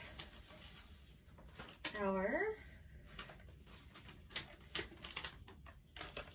back slip pocket, I think. Slip pocket exterior. So we want to take our slip pocket exterior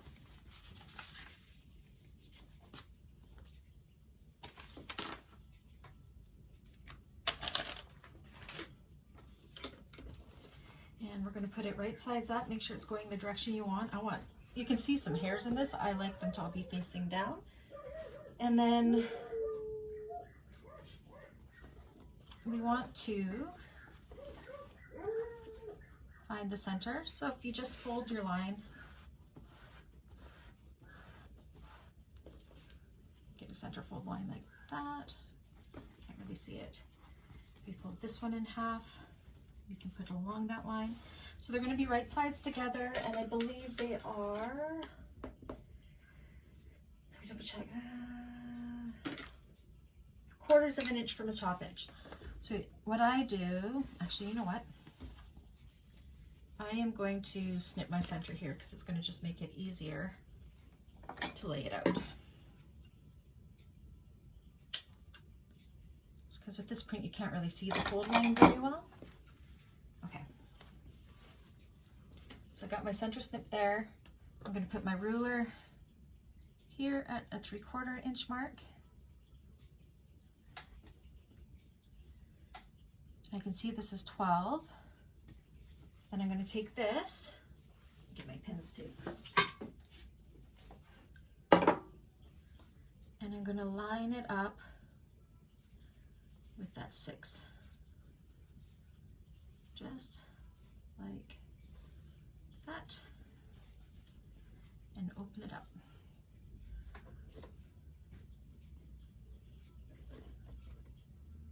And just make sure it's good in center.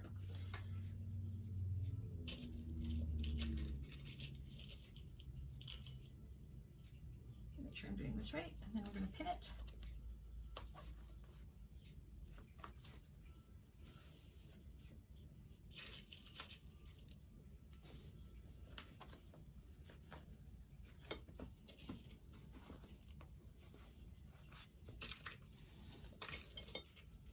And it's not vinyl, so I can use these pins no problem.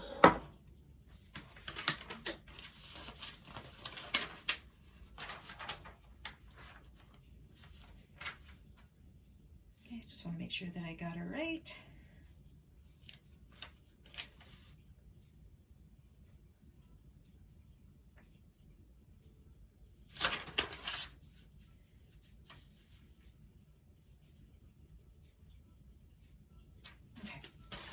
That's right. So now what we're going to do is we're going to sew along these lines that we made in between the two V's.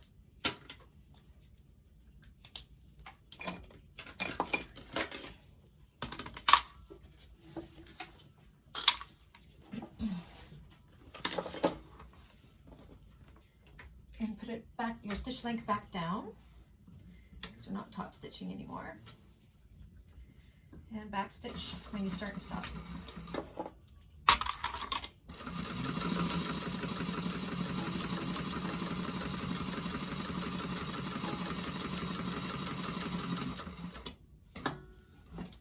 Okay, needle down when you turn the corner.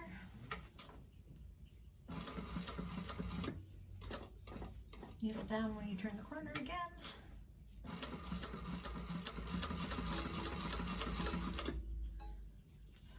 Coming out there.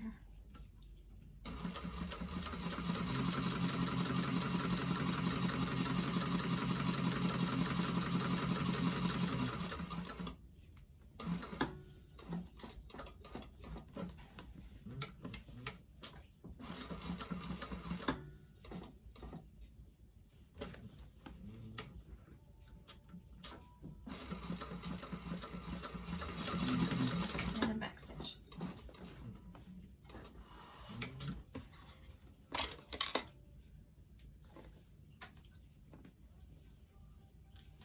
Take your pins out.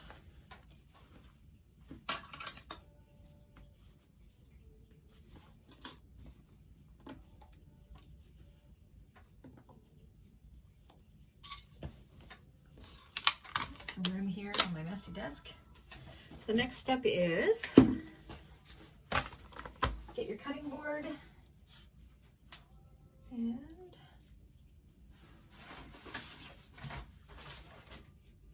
you can use a seam ripper, you could use scissors. I like to use my little 28mm Olfa rotary cutter. And what we're going to do is we're just going to cut along the line from these 1/2 inch lines that we made to the start of the V's. Down that middle line. And then take your scissors. And much like we did in the front zipper for the flap, we want to cut to the V's, not quite to the stitching. You don't want to cut through that stitching, you will get a hole. So as close as you can get.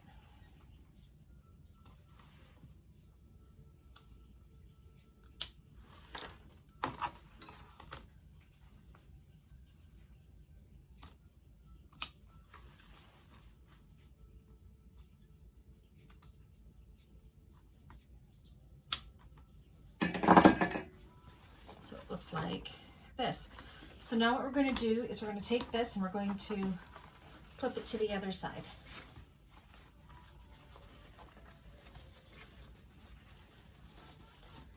Like this. I'm going to take this to my iron and press those seams out really good. Just try to show you an idea of what it is. So you want to push them out this way and then press those seams to make our zipper opening. So I'm going to run and do that, and then we'll come back and we'll install the zipper. Okay, so I have that all pressed nice and neat. So we got a nice zipper opening. There's our back lining. So I usually would have used the lining fabric for this, but I ran out of it. This bag takes a lot, so it's going to have the same as the exterior. So yeah, it's all pressed and ironed, and now we're going to install the zipper. I've already gone and put the tape on here. Just 1 second here.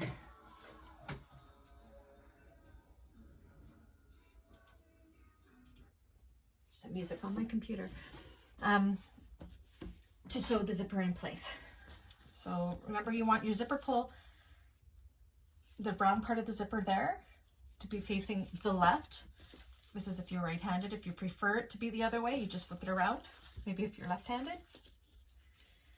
It's important to try to have the zippers going the same way. I have made purses where the zippers don't go the same way.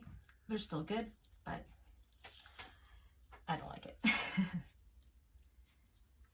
So again, this is double-sided tape. You can use Dritz Wash Away Wonder Tape if you wanted it as well. Oops, I still got my, I'll take that off later. So you're going to put it underneath. So you can use a number 3 zipper for this too. I just like the outside to have the number 5s on it. And just put it on nice and centered. You don't need to use the tape. This you could actually pin if you wanted to, because it's not vinyl. Oops. So put it where you think it looks good. I think that looks pretty good. Bring it down a little bit here.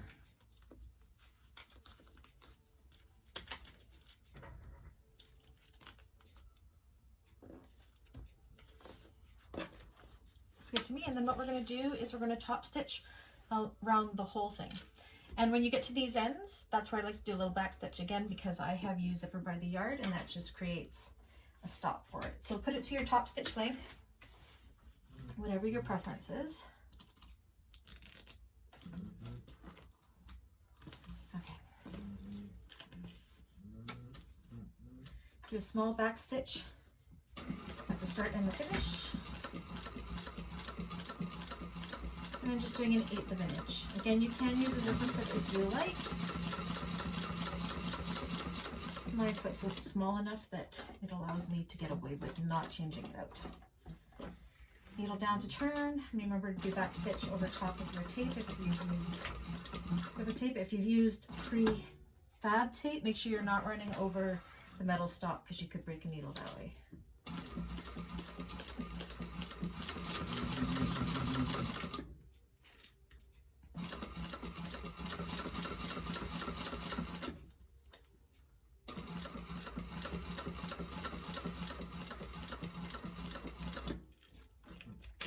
Zipper out of the way if you need to.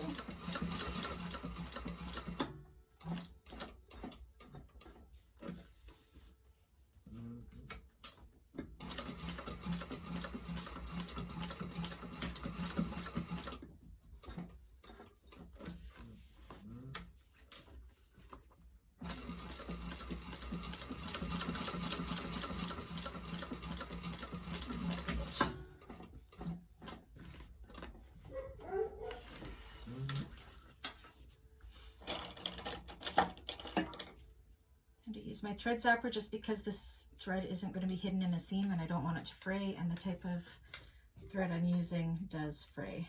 So, oops, side.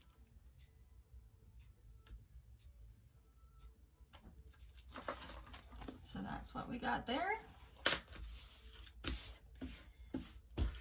So then you want to trim the zipper tape, if you use zipper by the yard, to be the same width as the lining. I'm just going to trim that down. And then I'm going to fold it up, very similar to how we did the front slip pocket, but we're not attaching it to the exterior. We're just attaching it to the pocket part right there. So what I'm going to do is I'm going to pin the 3 edges, and then I'm going to take it to the sewing machine and fold this out of the way and just sew the pocket closed, and then I'll be back. So there we go. There's our zipper pocket. I closed it all up. I see it's kind of ugly, but that's okay. Nobody sees that. I had a little bit of a technical difficulty here with my machine. My thread got caught on the back of it and pulled it all, but it's still okay. And then we have the pocket right there. So now we're going to turn, this is also not only a zipper pocket, but it's going to be a slip pocket. So I'm going to find, oh, it doesn't matter. So I have my slip pocket, back slip pocket lining, and I'm going to put it face down on top of my back slip pocket panel. Pin the top.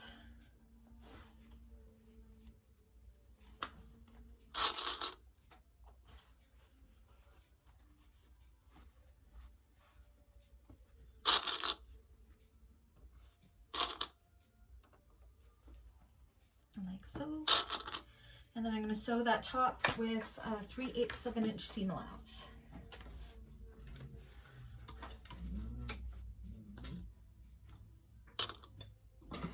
Back stitch.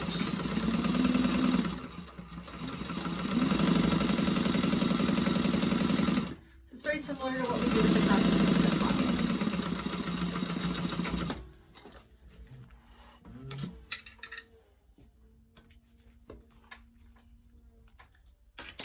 Just like that, and just like we did with the front slip pocket, I'm going to turn them wrong sides together like this. I'm going to press the seam nicely, then I'm going to top stitch along this top and then baste the sides together. And then when I'm done that, I'll come back and we'll get it onto the exterior bottle panel for the back of the bag.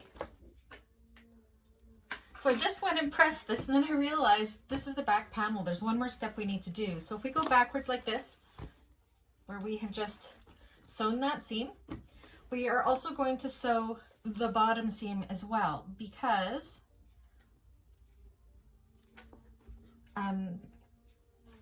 it's not going to be flush with the bottom of the exterior back panel. This is where you can either make the slip panel open on the bottom to accommodate a suitcase, or you could just make it into a slip pocket.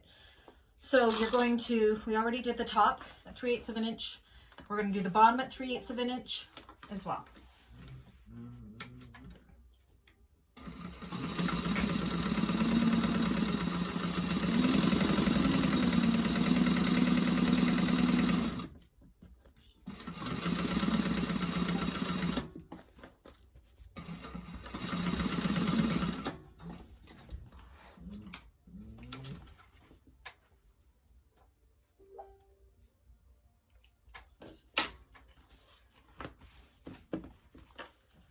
So it looks like that. And then you're going to turn it out, right side out, through the sides. I excuse my dogs and my son that are yelling at each other. Okay. Now, hopefully nobody went and stitched that. Now we're going to press the top seam and the bottom seam. The only one we are going to top stitch for now is along the top and along the sides. We're not going to worry about the bottom right now. So go ahead and do that, and then we'll be back to show you what's next. Okay, so I have basted. I left a little bit of the lining showing here, almost like a faux piping. That's kind of a neat little thing you can do. I've basted down the sides. Now, if you were going to have this, so when it was attached, this is where a suitcase is going to slip through the handles, you can top stitch this bottom edge now too. I'm not doing that. I'm going to make this another slip pocket for the bag, so when we attach it to the bag is when that'll get closed up. So now I've taken my other exterior back panel, and we want this to sit, I think it's 1 inch, let me just double check, 1 inch from the top raw edge. Yes, 1 inch from the top raw edge. So I just put my 1 inch ruler there as a guide, and I butt this up against the ruler. And then I'm going to clip this to the back bottom panel all the way around. So it is a little different than the front panel.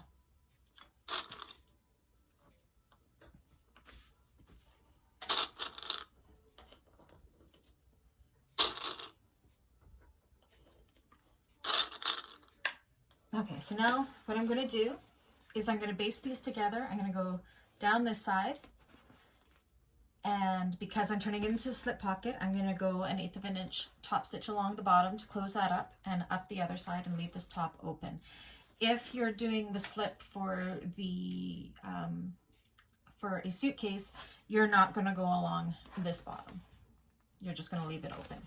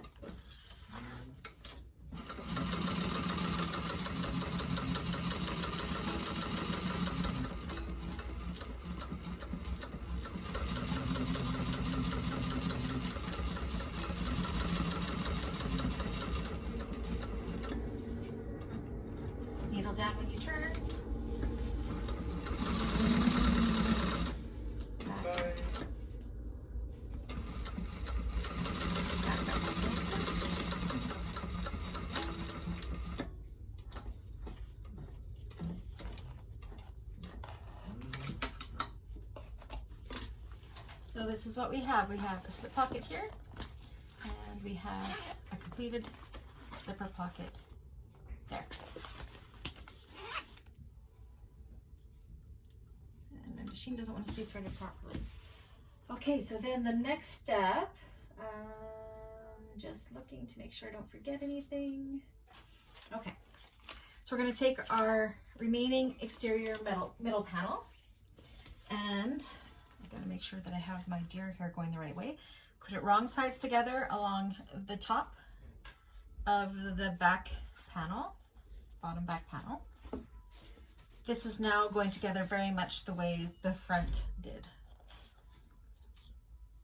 So pin it.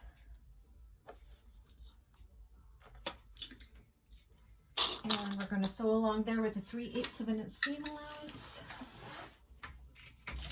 Put your stitch length back down to the sewing length you like.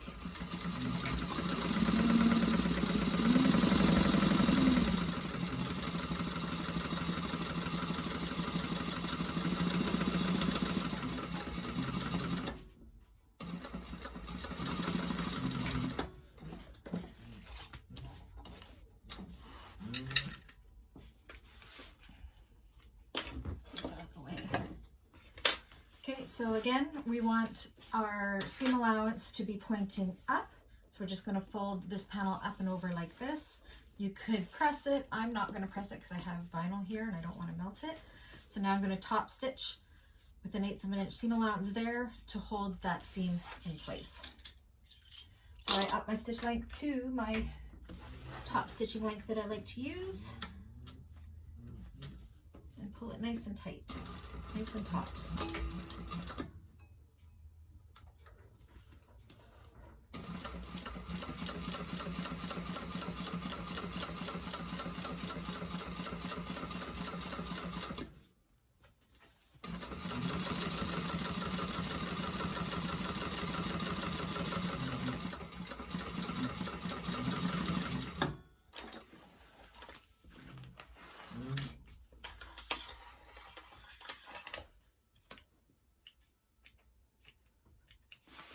So you may notice that with this pattern, we don't have the foam attached to it yet. We do that later on once we have the panels all done.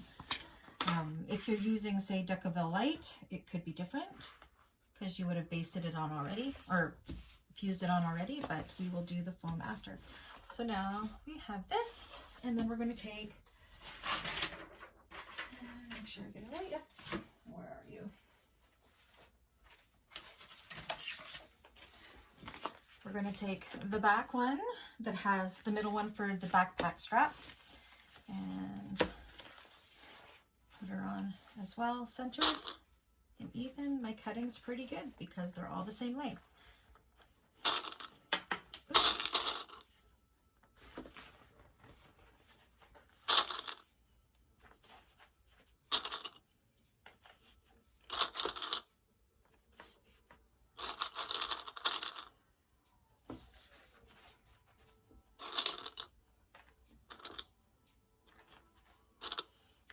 And then I'm going to sew along there at a 3/8 of an inch seam allowance.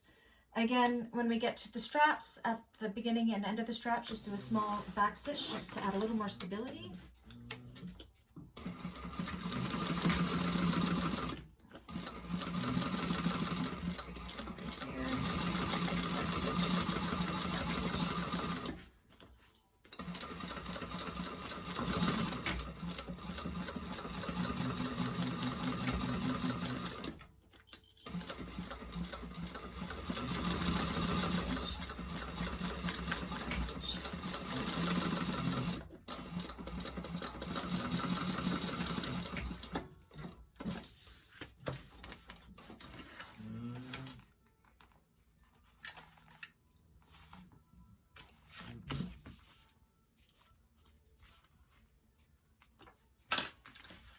And I have to replace my bobbin thread because I can tell it's running out, and then we'll come back and we will top stitch this.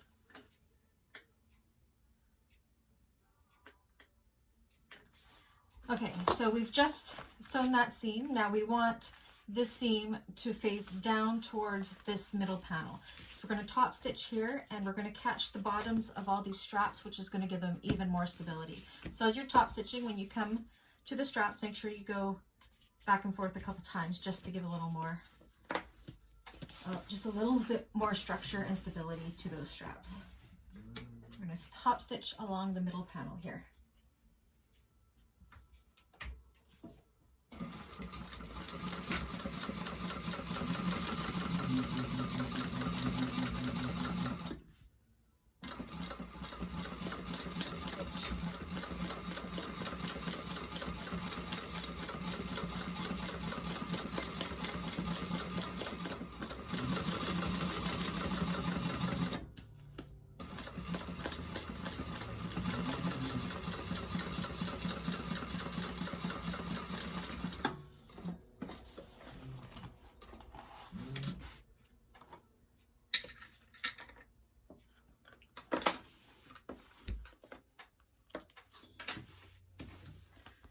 And there we go, we have the back done so far. When we come back, we will be adding on the backpack straps to the bottom here. I'll get all that together and then we'll show you what we're doing. Okay, so now we're going to attach the two bottom parts for connectors for our backpack straps. So what we want to do is we want to be cutting them on an angle. So up the outside of each, you want to measure 1/2 inch up and make a little mark on that outside, and then same with here. And then we are going to put our rulers there like this, all the way to the corner, and cut upwards like that. And same with this side.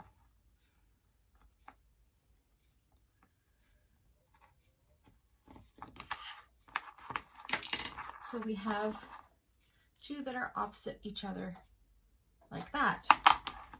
Now where these are going to go, before I do that, I am actually going to pre-mark where my rivets are going to go. Again, it's your choice if you want to use rivets. I don't have a punch on my rivet press to be able to do this right away, so I like to mark where they're going to be, and I go about 1/4 inch or so down from the line across from where we did our top stitching there.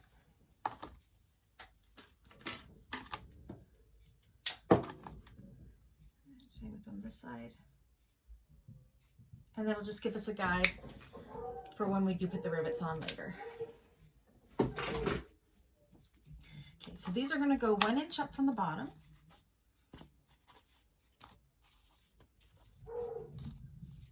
Is this one I want to go here? Where's this one? So they'll be on an angle, like, I'll show you here on the camera. So I hold my ruler there and I put this up like this. So it's 1 inch up, and then I clip it, and we're going to baste that into place. We're going to do that on both sides. So I'm going to do that on this other side here. And we want it to be angled up towards the center of the bag, like that. And clip it into place. And then we're going to baste those.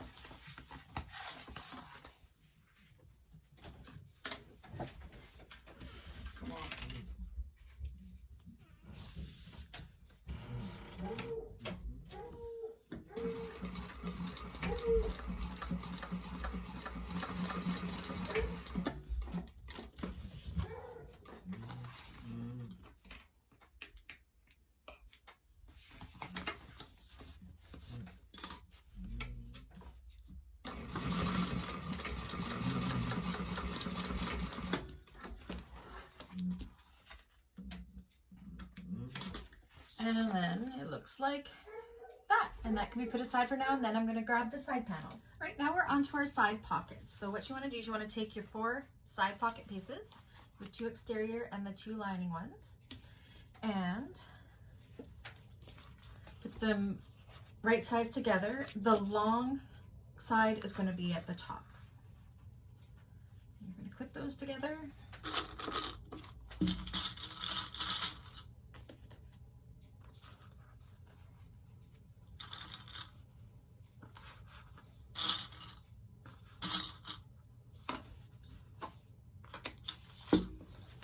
Do both at the same time.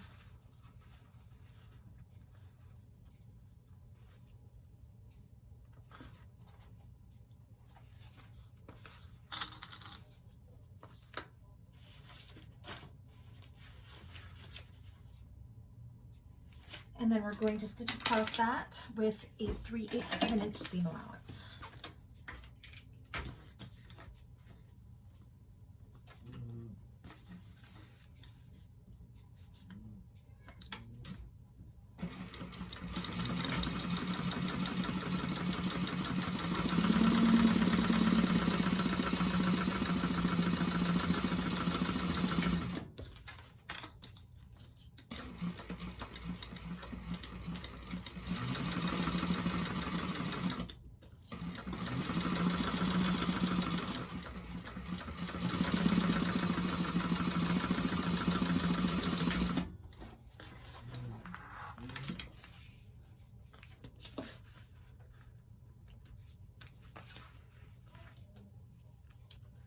And then what we're going to do, you could actually take this to the iron if you weren't using vinyl, but we're going to put the lining over and behind so they are wrong sides together.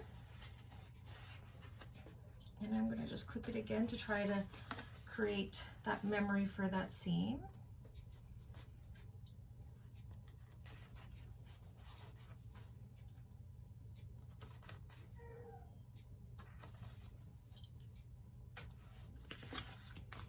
And what we're going to do is we're going to top stitch along the top, and then we're going to base stitch around the other 3 sides. I'm going to go ahead and do that, and then we will attach them to the side panels. All right, so this is what it looks like. So this is the exterior of it. There's the interior of it. Now what we're going to do is take your side panel piece, lay it down right sides up, and then you're going to take this and lay it right side up on top. So the short end is going to match with the other end here, with the bottom of it. So I'm not going to pin it. We're going to base that to the bottom with an 1/8 of an inch seam allowance.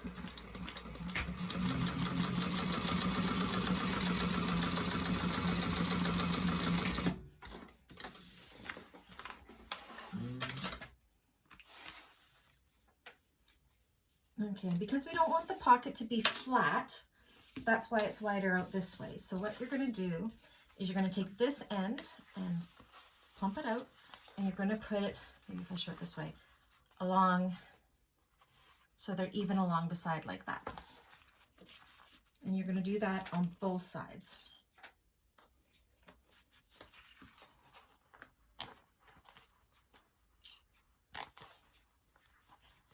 Oops.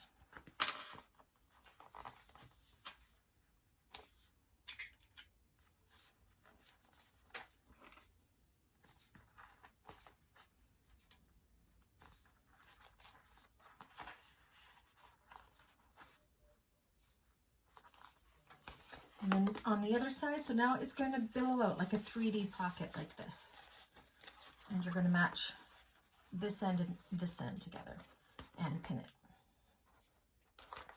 Or clip it.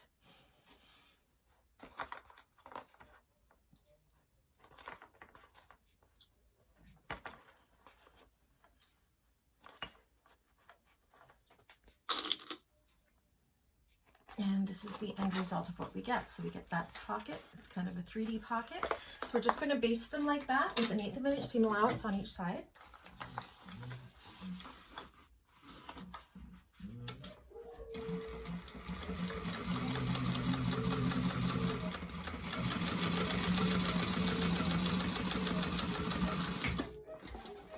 Ignore my dogs barking upstairs. And I've run out of bobbin thread. So you're going to go ahead and you're going to do that along the other side here as well, baste it, and do the other side panel the exact same way. And then we will come back. Okay, so we got our sides all done. I had to put my bobbin thread in. For my machine, it's taken, I think this is going to take about 3 whole bobbins of thread. So it is a very thread hungry project. So I went through and I got my pockets on, and then what I did off camera was I laid each of these outside panels on top of my Biani Soft and Stable, and I cut out the shape that each panel was and clipped it to each panel. So it's the 2 side panels, your bottom piece, and then your front and your back exterior. So now what I'm going to do, I'll do one with you and then I'll do the rest on camera, is I'm going to base that foam to each panel. Just with an 1/8 of an inch seam allowance. You want it to be inside your seam allowance so it doesn't show later.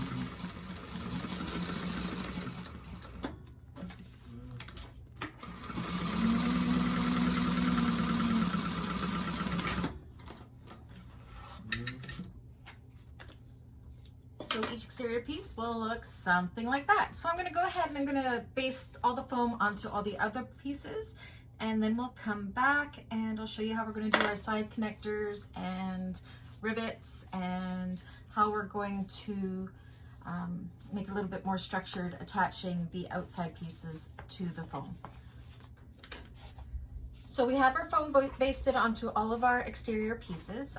Now we're going to start adding in the bling and creating a little bit of stability between the vinyl and the foam because it was just sewn in. So we're going to do that using rivets. We're going to do some top stitching and I'll show you as we go. Now we're going to be putting on our side panels our crossbody strap connectors. But I thought I'd show you first how I put on my strap ends. These are from Emmeline Bags. They come in all the finishes. I believe she has the size as 3/4 inch, 1 inch, 1.5 or 1 1/4. I don't remember, but I put these on all my raw edges that of the vinyl that are showing. I choose to do that over using edge coat or what have you. I think it just adds a little bit more pizzazz to the bag. So I thought I'd show you how they go on. So they come in sets of 4 and they come with these little teeny tiny screws. So what I like to do is I like to use my Threadlocker. This is what it looks like. You can buy this in Walmart, you can buy it on Amazon, Canadian Tire, Home Depot, Rona. I get mine at Princess Auto. Pretty much any home repair or department store. I like to put just a little dot on my screws and it just makes it so they won't come loose. Okay, so then you decide which part of the connector you want to be your right side and your wrong side. So choose whichever one's your favorite. Make sure that the shiny side is on the right side and then the part where the screws is going to go in is on the wrong side. And you just take your little screwdriver. I picked this magnetic screwdriver. I picked this up at the dollar store. It was super cheap, like $1.25 or what have you. It works perfect. And then you just take your screws and screw them in.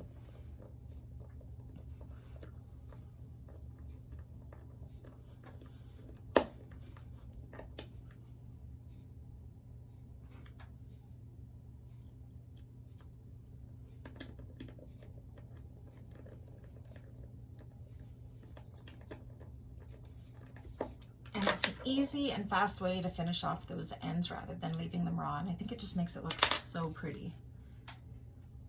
All right, so put that aside. I'll do the other one off camera. So now we want to place this on here. First thing I'm going to do again is I'm going to just make punch the holes where my rivets are going to go. You can do this once it's already connected on the bag. This is just easier for me. For this, you want to take into account, we're going to do a top stitch almost right above this here, and we're going to go across that line there. So you want to make them so they're not on top of each other, but very close together. And I like to put 2 rivets on my crossbody connectors. Give it just that little extra stability. Okay. So now these have to be, this should be 6 inches across here, and it is. So what I'm going to do is I'm going to grab my double-sided tape, wherever I put that. There it is. And on my wrong side, I'm just going to put a little piece on there.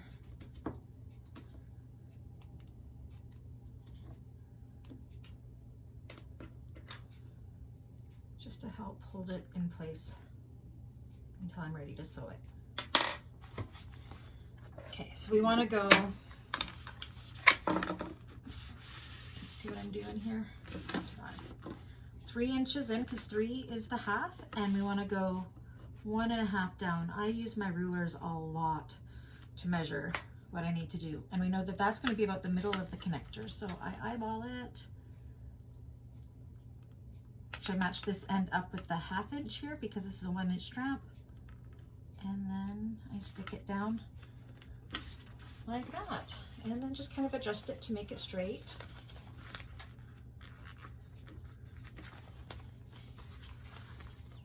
So it looks like that. So now what I'm going to do is I'm going to take this to my machine. I'm going to do a top stitch over top of this top stitch here, and then I'm going to do a top stitch as close to this hardware as I can right across here. And that's going to sew it through the foam and make it so that it's just a little bit extra sturdy there. Otherwise, it may, because this can come apart from the foam here, if you don't have that in there, your vinyl, see what it does? The vinyl will pull away from the foam. Ask me how I know. I have done it before. So we want to make sure that they stay together good.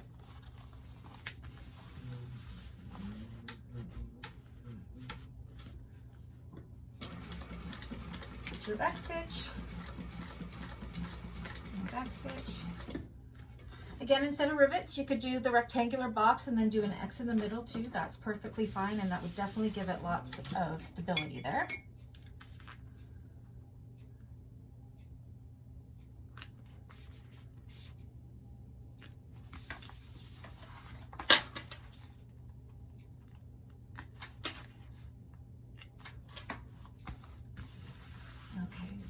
And then what I do is I just put my foot, well, for my machine, right up against this hardware here, and then it helps give me a nice straight line.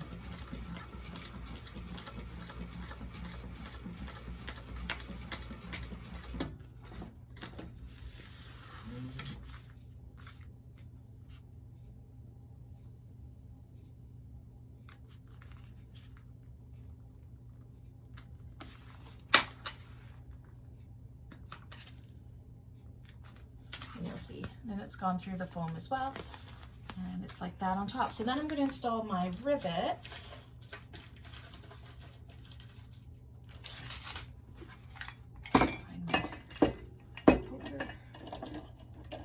My awl.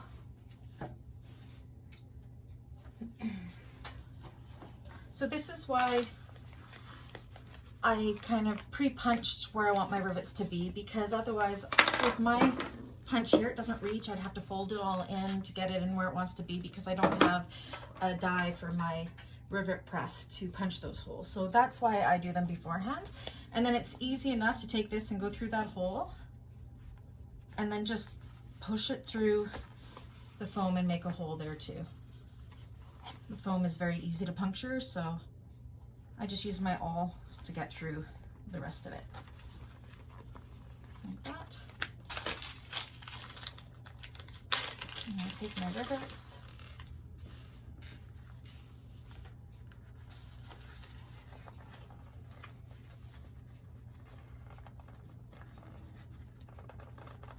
I have to make my hole bigger. Through there. And Run through there. And then I'll put my caps on the back and I'm going to rivet those to the bag.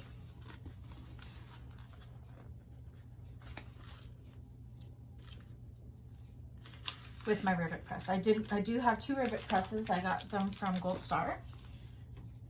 And my chosen rivets are the medium size for my line bags. They are 9mm by 8mm. I think they're absolutely perfect for bag making. So on that note, I'm gonna do this all off camera, but how we were securing the connectors to the foam, you're gonna do that on all the connectors. So for these ones, because the foam can pull away, see, it will pull away and we don't want that to happen. So on the front, or on all the connectors, I'm gonna go, you can see this top line, I'm gonna go across there, and then I'm gonna go again across the bottom on all of them, including these bottom ones. This one here, I'm actually only going to go across the top because we're also going to have this tucked into the seam when we attach the sides. So go ahead and do that. Install your rivets if you're going to do it, and then we will come back and we will start putting the bag together.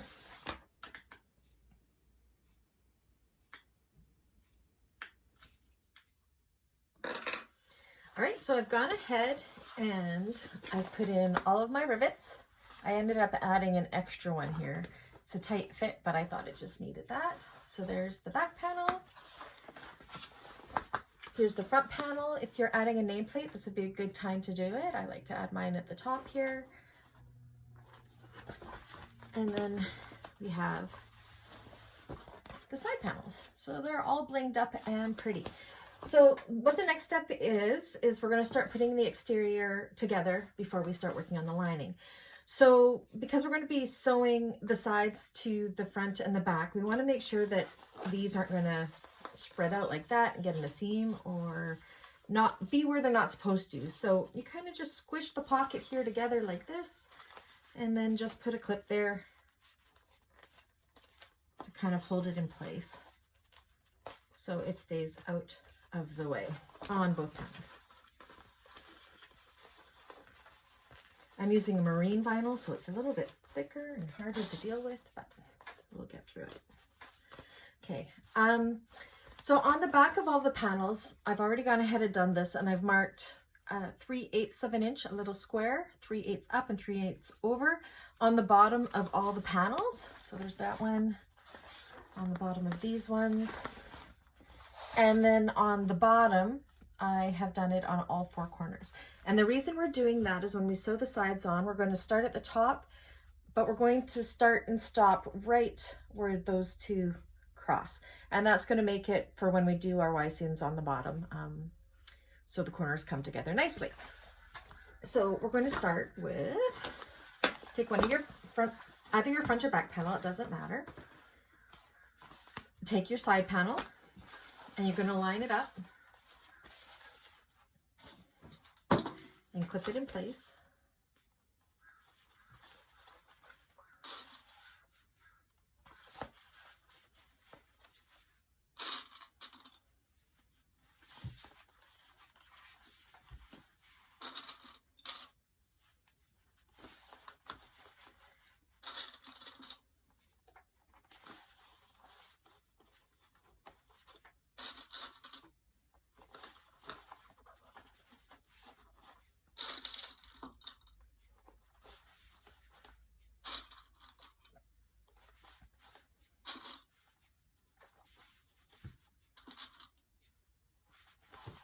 So it looks like that.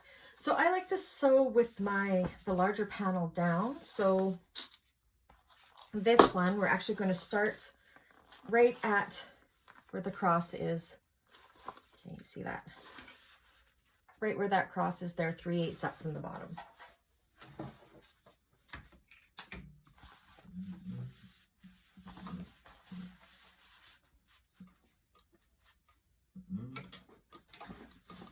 And then sew 3/8 of an inch all the way to the top.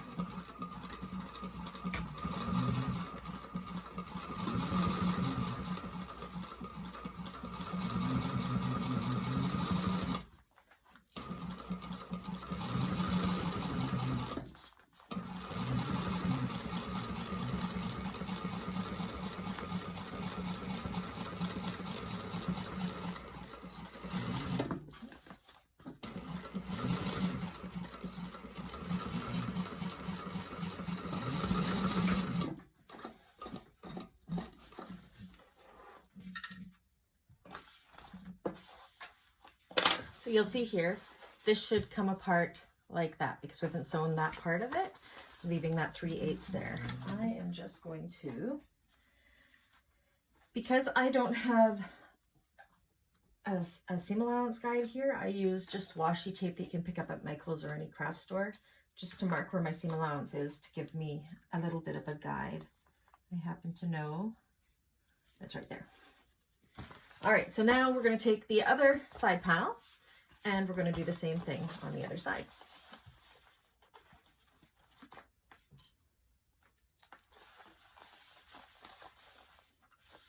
Line up your top and bottom, and then evenly distribute it all in the middle.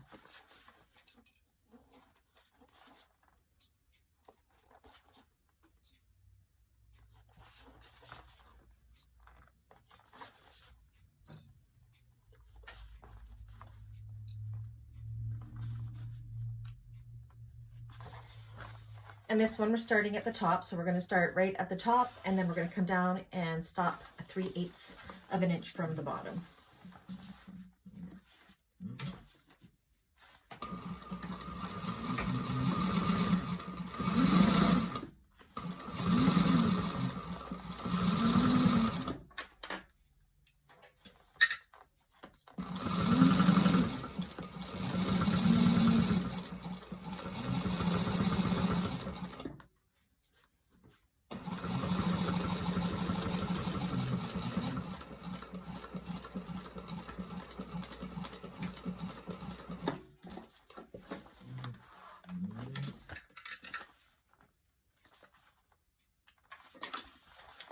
Open it up, check it out, make sure your seams look nice and straight, which they do.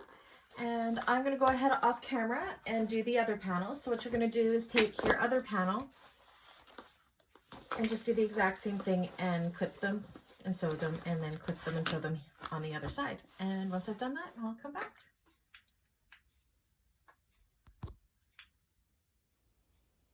Okay, so I'm not sure how it's going to turn out, but the last little segment I just filmed, I have a feeling that it went into portrait mode rather than the landscape mode for videoing.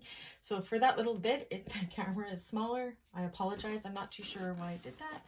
And we'll see if it actually did, I guess, when I go into editing. So looks like it's working better now. Anyways, I have sewn the panels all on to the side panels. So now we need to attach the bottom panel.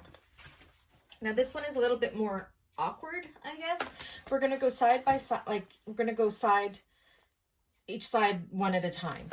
So because we've only done 3/8 of an inch there, we should have a little bit of working room here. So you're going to take your bottom panel, you're going to kind of push this part out of the way so you can line up this edge and the edge of our bottom. And then clip it. Use lots of clips. Same with on this other side, kind of pull them apart so they can match up.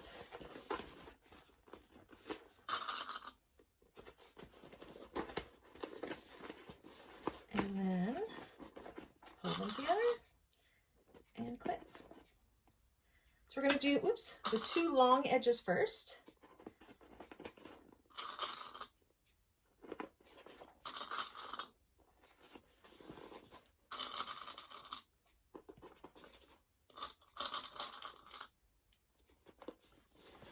And I can never figure out which way works better. Okay, I think.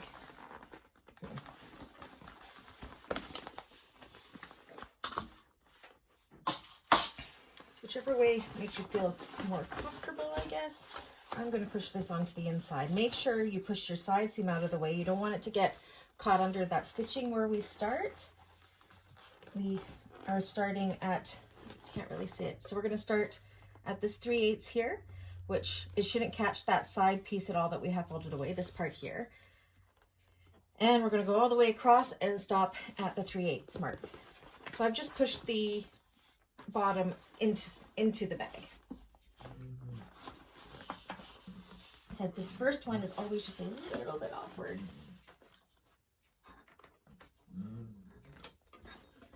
Make sure I don't have that caught.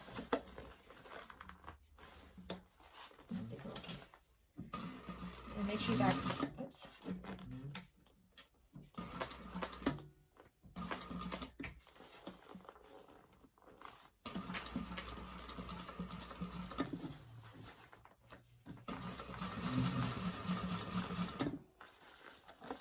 check, we are good.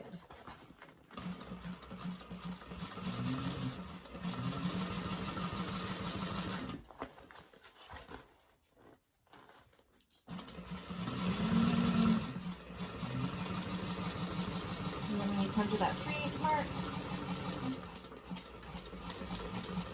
back stitch.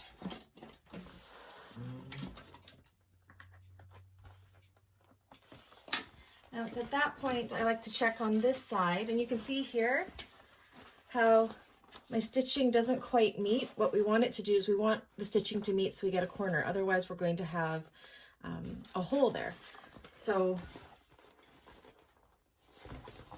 just kind of tuck this under, you kind of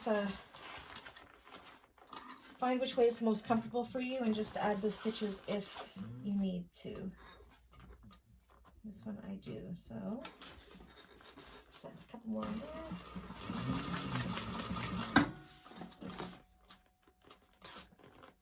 There we go.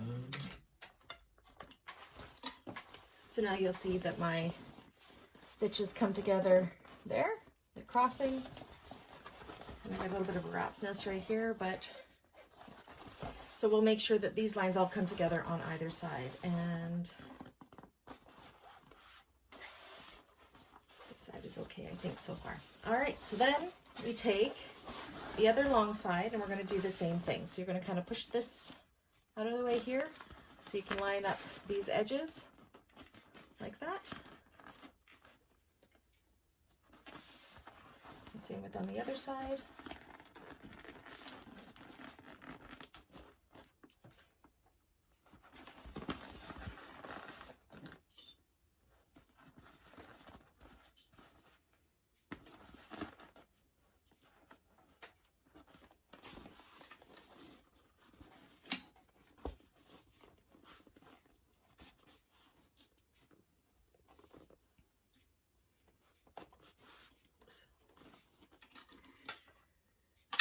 Okay, so for this one, because I can't push it inside, I'm going to fold the bag down, but make sure that you're only getting the 2 layers in that corner where you're going to start sewing.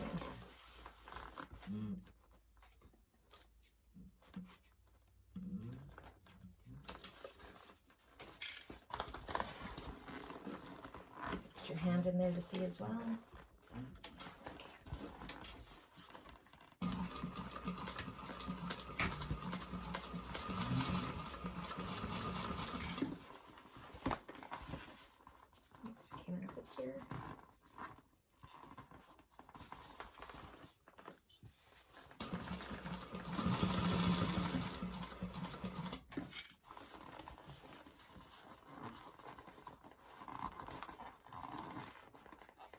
My vinyl is very thick and my clips are not wanting to hold it together. So I'll just put on a few more.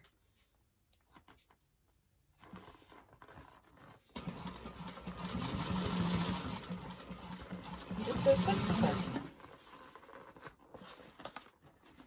There we go. Can't really see, but I need to stand the bag up for it to come together here. So.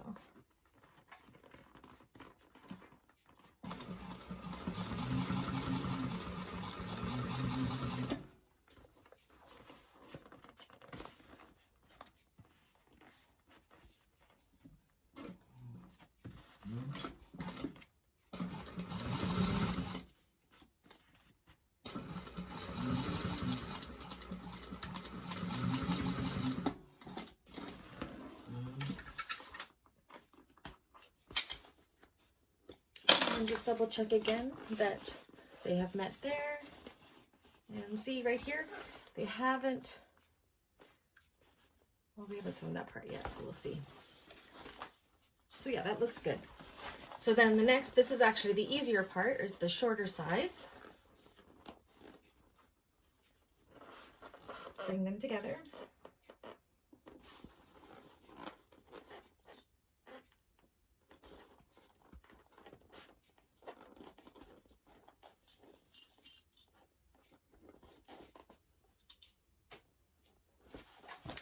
With these ones, I like to just kind of bend it down like this. I'm kind of bending it down like this so I can get in there.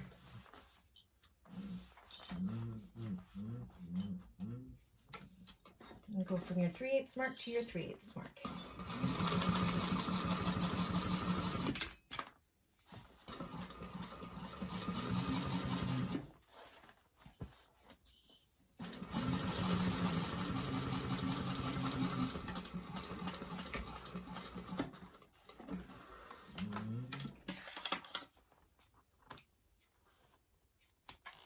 So I can already see on this side, see how the stitching doesn't meet, so I'm going to quickly do a little bit more on that side there to bring it down so the lines meet.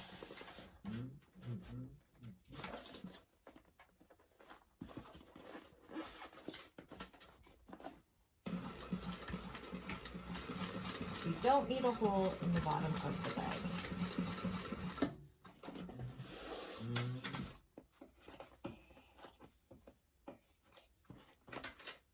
Okay. The other side looks good. And then you do the same with the last side.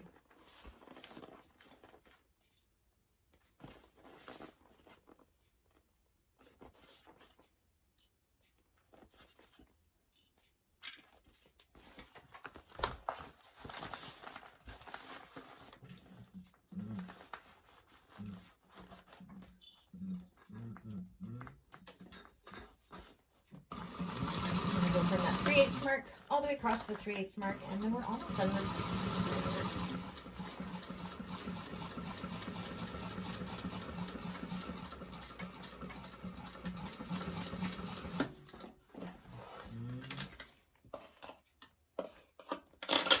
Okay, and then just go around and make sure that all those areas on each panel are matched up. That's an ugly corner. This one, I think I can go a little further.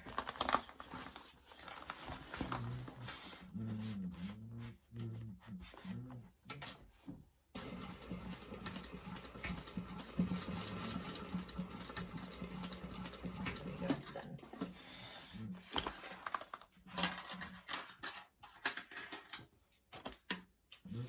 Okay, and then just take a feel inside, make sure can't feel any holes in those corners. I'm just kind of going along that bottom seam to make sure there's no holes.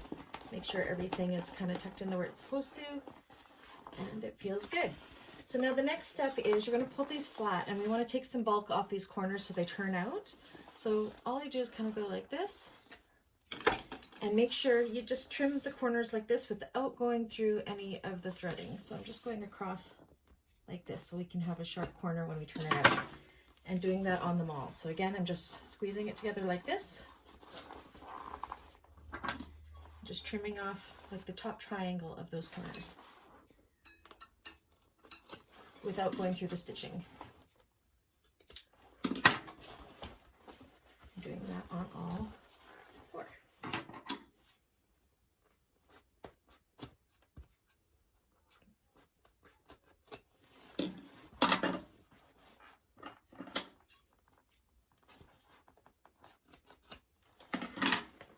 Like that, and then go ahead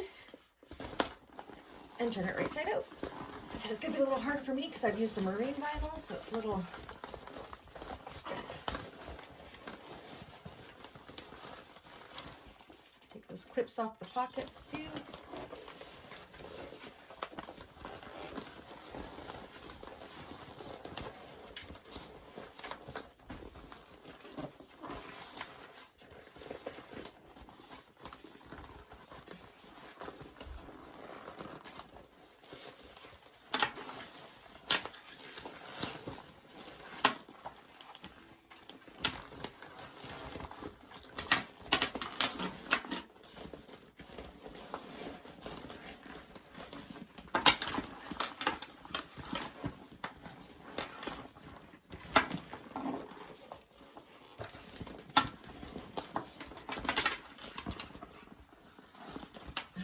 This is thick.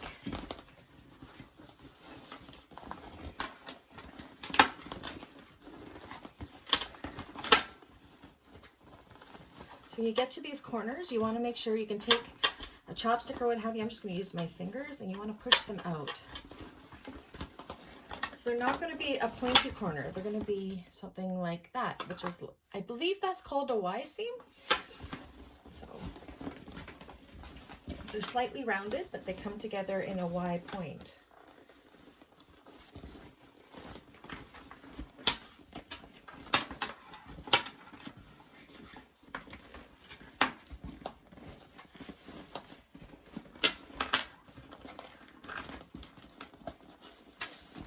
Got my corner and I'm just pointing it out so it comes to a nice Y seam like that. You can see they matched up pretty good. Corners.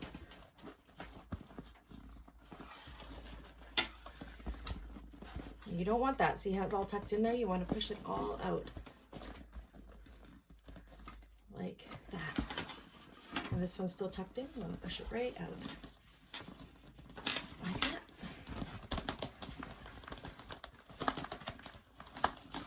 And there you have it. That's the exterior of the bag done so far. So now I'm going to go and prep the zipper. We're going to attach the zipper to the top, and then we will get onto the lining. I'm actually going to massage some of this out a little bit more too. So I'll do that off camera, get all those seams feeling good. That'll be good to go. All right, now we are going to prep our zipper to put on the exterior of the bag. So this is, well, I've cut mine to 21 inches.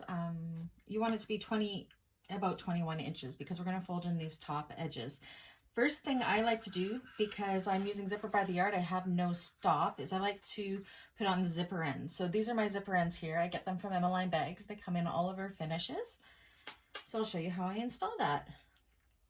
So there's my screw and my thread locker that I like to put on just to make it so it's a little more sturdy. I actually have to grab my glue. Okay, so what I do is I take my zipper here and I fold these edges in half, kind of like that, and then I fold them in upon themselves again. So it's like the tape part is in half, and then I take that section and I fold it over. So all that's really exposed is the tape, or the teeth. And I just put a clip on that to hold it in place for now. So there you go. See how it's all folded in there like that? And then I take my zipper end and my Fabri-Tac glue.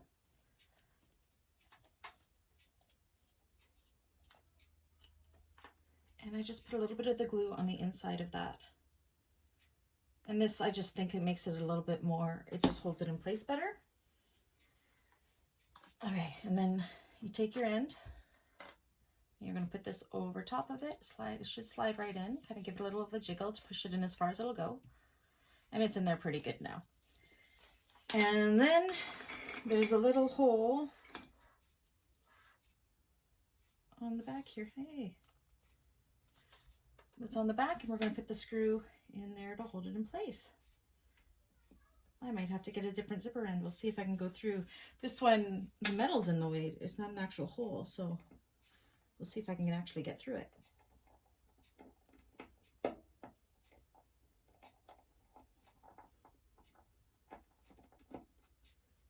Maybe. There's a little thin layer of metal there, so I might have to get another one. Yeah, I'm going to have to get another one.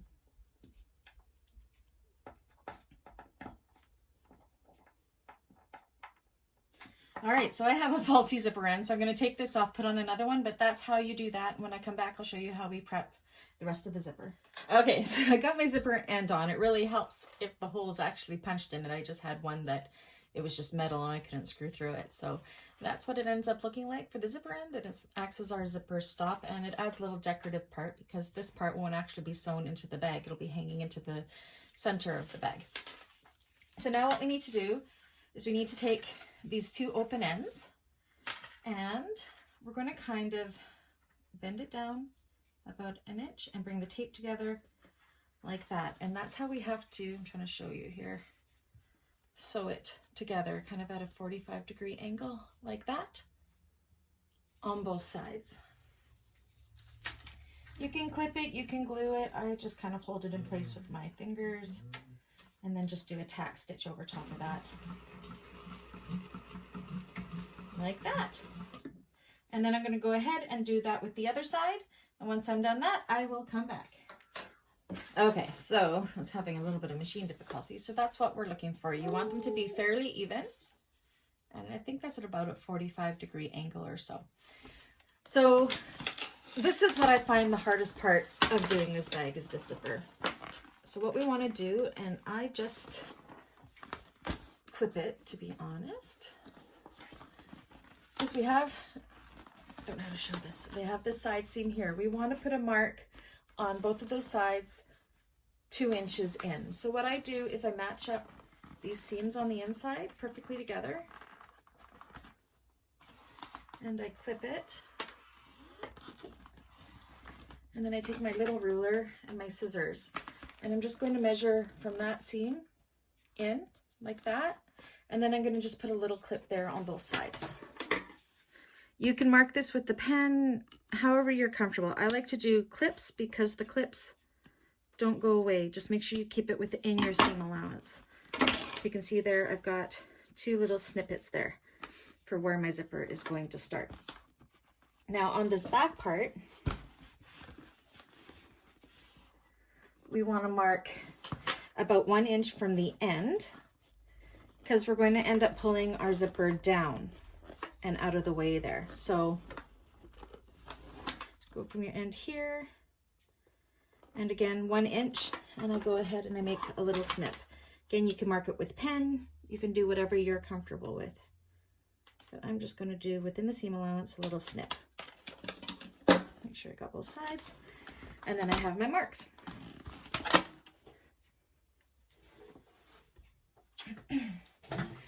Okay, so now this is the trickier part. We're going to do the zipper one side at a time. Usually I stand it up, but I don't know if you can see it if I stand it up. Or like this. Okay, so undo your zipper, and we're going to put it right sides together. So of course it's the tape that's up, not the teeth. And we're going to pin it at that little snip or the 2 inch mark. We're going to pin it to start right there. And I'll show you here. And you don't want to stretch the zipper too much because you don't want it to become wavy. But you'll see here, so you'll have a little bit of the zipper where we curled it at the 45 degrees sticking up, and you want to match the zipper top along the whole top of the bag.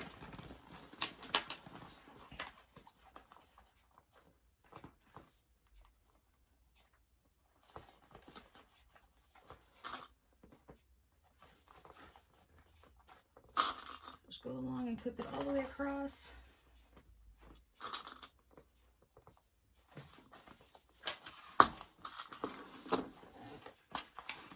It's a little awkward on this table. I usually do all this prep work on my cutting table, but I want to be able to show you what I'm doing.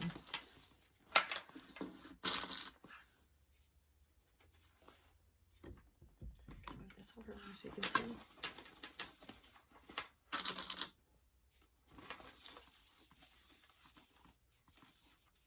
What have I done? Okay. And then once we get to that 1 inch clip mark, you kind of want to also hold the seams open and sew them open if you can. But I'm at that 1 inch clip mark, and what I'm going to do is when I reach that point, when I'm sewing, I'm going to pull my zipper down like this, and then sew past the zipper, because this part is just going to be hanging on the inside of the bag. So you can see there, you can see my snip. See my snip there, and then I'm kind of pulling the zipper down. So when I'm doing my stitching, it'll go over and then it'll eventually be right off of that. So what I'm going to do now is just the one side that we have done. I'm going to go ahead and I'm going to sew this on. I think it calls for, let me double check. Zipper.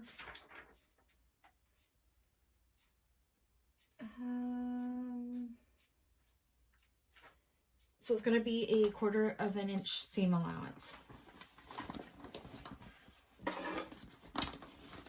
kind of want to fold this out of the way. You want to fold the back out of the way so you're only sewing the one panel. Make sure it's starting there. Okay. So yeah, make sure you fold this out of the way so you're only sewing in one level, and do it right to the end of where the zipper tape and the bag meet.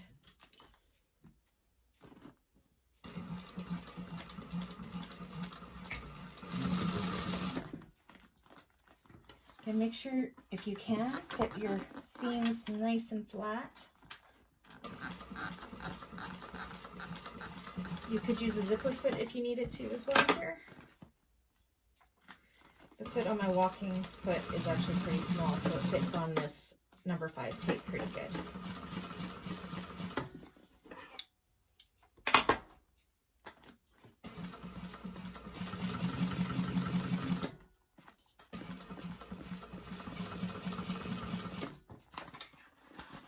Make sure the bottom level is out of the way.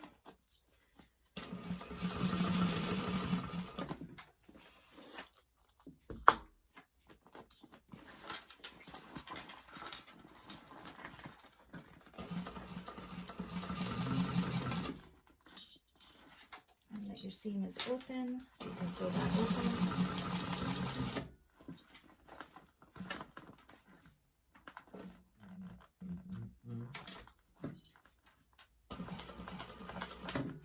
And then watch for that 1-inch snip, because that's where we're going to, I'm going to do that right here. I don't know if you can see this, and the snip's here, and I've just pulled my tape down below there, and I'm going to sew right across. So it's kind of easing down into the center of the bag.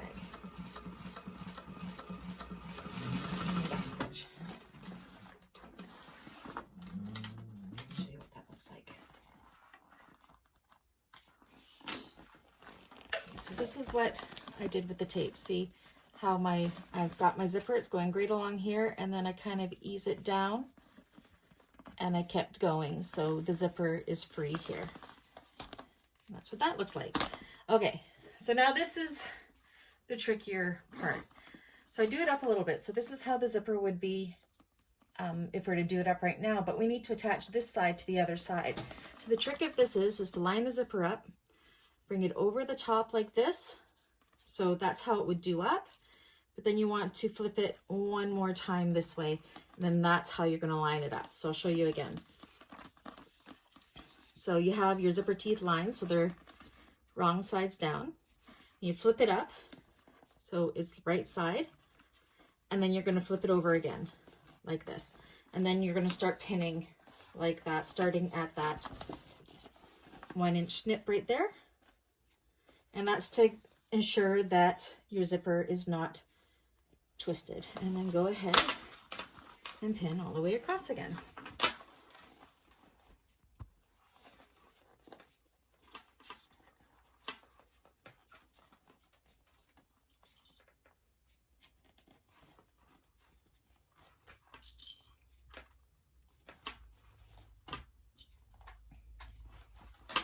I have twisted my zipper on this before. Not a big deal. You just pull it out and do it all over again.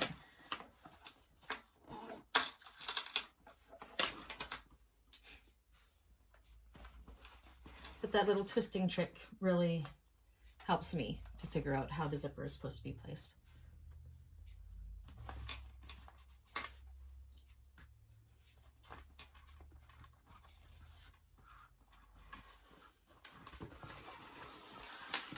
Okay, there's my 1-inch snip right there, where I'm going to ease it down into the bag again. Try to clip it with your seam open because we want to sew that flat, otherwise your zipper can get caught on it later on when the bag's finished, and that's no good. Okay, so I'm at the 1-inch clip and I'm easing my zipper down. Okay. So for the direction this one's going, make sure you again push this part down because you don't want to sew that. And you want to sew the part you're going to do. So I'm starting at the opposite end this time, I think. This is the hardest part of the whole bag, is the zipper. But it's really not that bad. It's just more awkward than anything. Okay. So I got everything tucked out of the way. I'm putting this on the vinyl, not on the zipper, because this is the end where we've eased it down. And I'm going to start it there and then work my way into sewing over the zipper.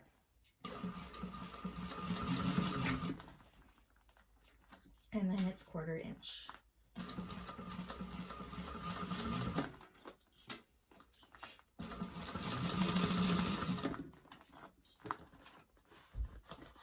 Again, if you have to adjust, make sure that you have needle down.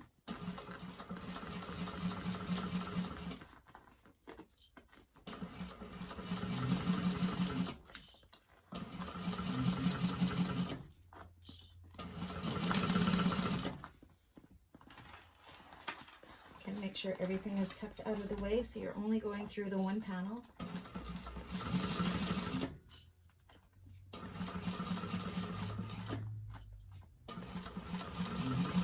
Come to that seam, make sure the seam is open and flat so you can sew it that way.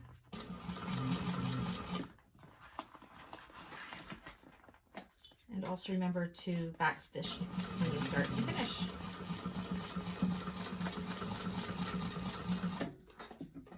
Whew. So that is the most stressful part of the bag for me, is getting that zipper on. Okay. So this is what we have. So if we want to check it, you can fold the zipper up and do it up, and you'll know if you have it twisted or not. So I have to push the seams out of the way because we haven't tacked them down or anything, but I like to go through and make sure that my zipper is on correctly.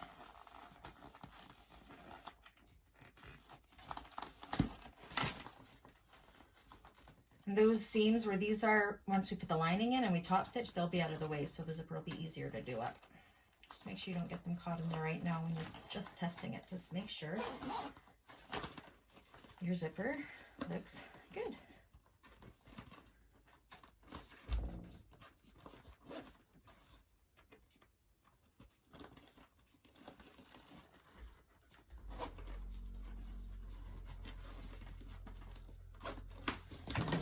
That she is a gorgeous. She's nice and straight. She's not wavy. She is great. Great. So that is the exterior of the bag, and this is the part I tell you is hanging out.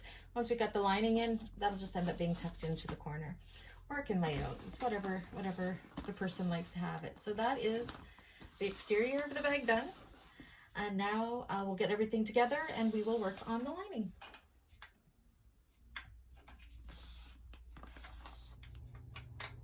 All right, now we're on to the lining. This is the fastest part of the bag, I find, is doing the lining. A lot less detail of having to put on the hardware and everything, so I always save the lining for last because it goes super fast and then you feel like you're in the home stretch. So the first thing we're going to do is our slip pocket. So this is our slip pocket piece. I already went to the iron and did this. What you're going to do is you're going to fold it in half, like that. And another thing I do is and press, and then we're going to top stitch along the top. Another thing I do while I'm at the iron is I fold it this way because we're going to have to find the center of it as well to create 2 slip pockets. So that's just rather than marking it with a pen later. So I'm just going to top stitch along this top piece here to create our pocket.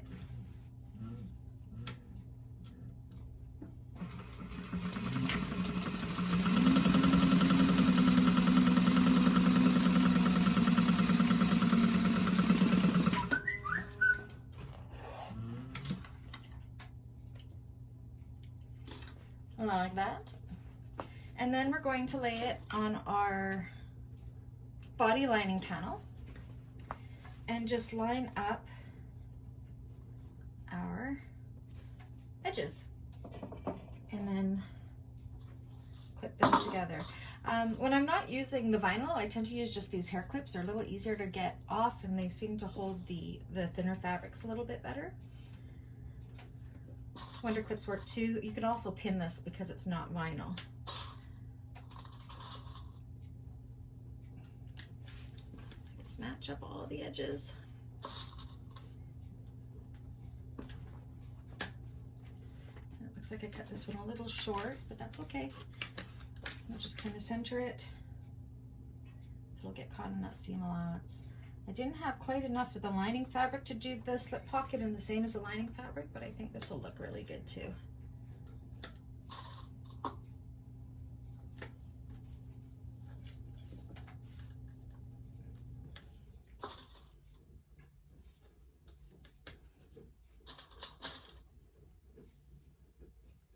So you can see my cutting was a little bit off, but as long as it's within that 3/8 of an inch seam allowance, actually we're going to probably be going to a 3/4 inch on the lining to make it tighter. So just center it on there, it'll all work out the same in the end. Okay, so what I'm going to do is I am going to baste this on along all 3 edges, and then I'm going to go back, and that center mark that we made with the iron, I'm going to do a top stitch up there, which is going to create the 2 slip pockets.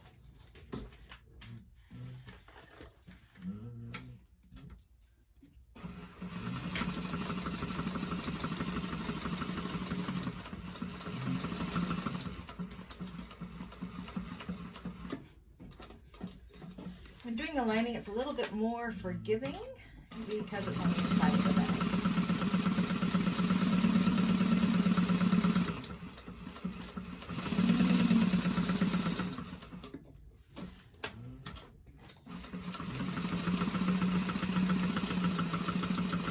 So right now I'm basting on with a 1/4 inch seam allowance, which is still under the 3/8 of an inch seam allowance that we will be doing. Actually, we'll be doing 3/4 of an inch because we're going to do the seam allowance on the lining a little bit bigger. Okay, and then I'm just going to up that fold line to create my 2 pockets.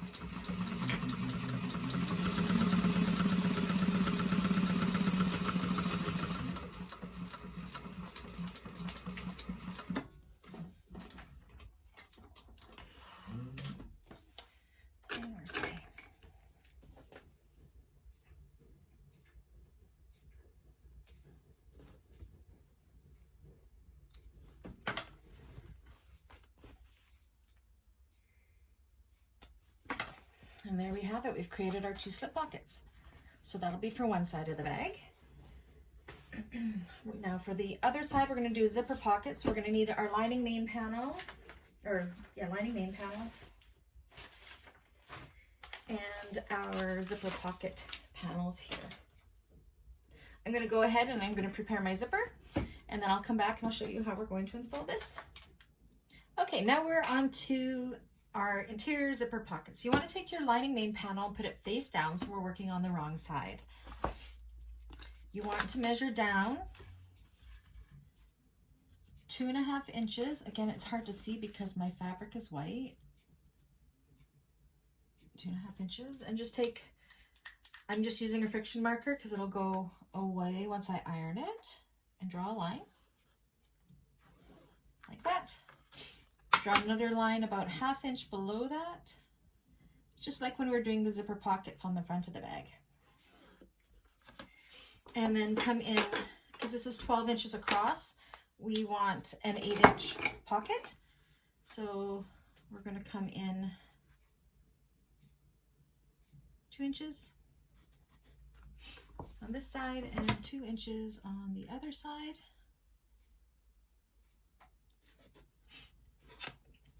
And then again, we're going to come in 1/2 inch in from those lines there. And draw another line.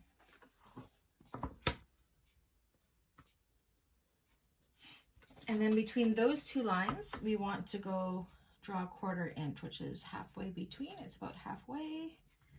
Draw it across. And then we're going to draw our V's. And that gives us the guidelines for our zipper.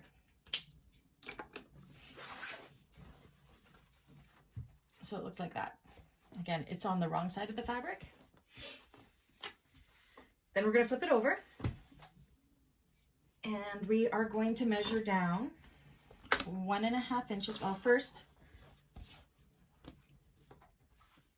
make a fold to try to find the center of that, just to give it a line like that. So we have a middle point there. And we're going to put our ruler 1.5 inches.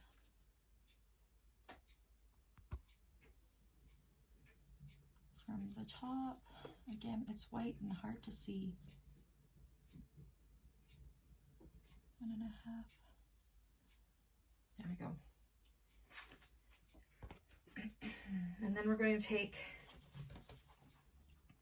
one of our pockets, fold it in half, and put it along where the ruler is and where that fold line for the half mark is. And just kind of butt it up like that. Grab your pins and pin that into place.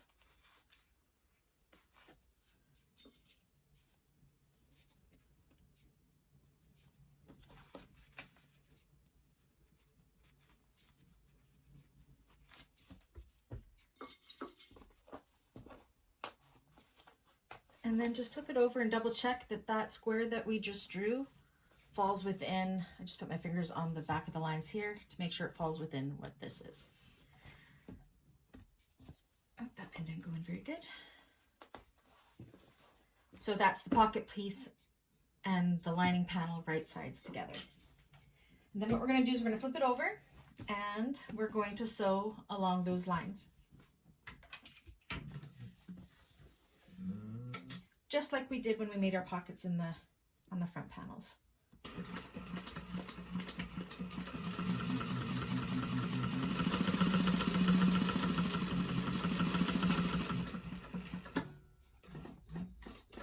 Remember, needle down before you turn a corner.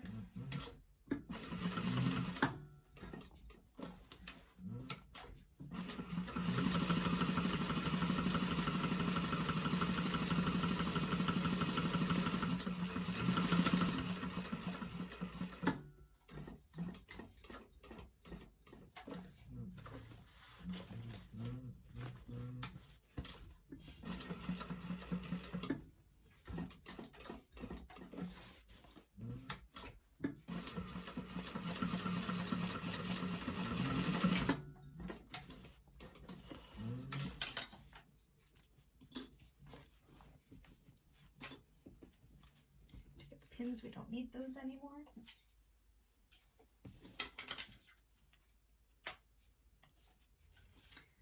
Okay, then we need our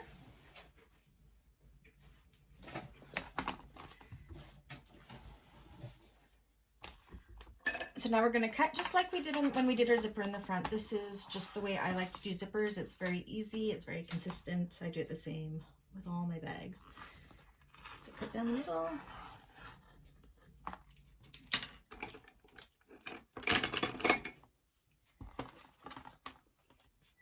And then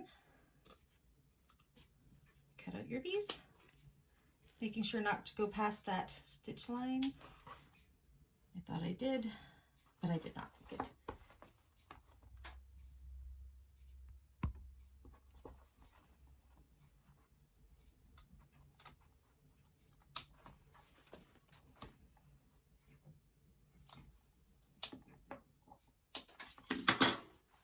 Just like that. And then we're going to take this and we're going to put it through the hole.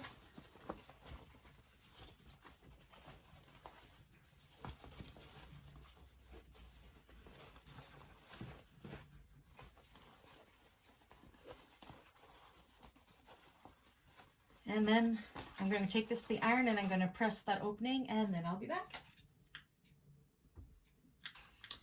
Okay, so I've gone and I've pressed my hole nicely for my zipper.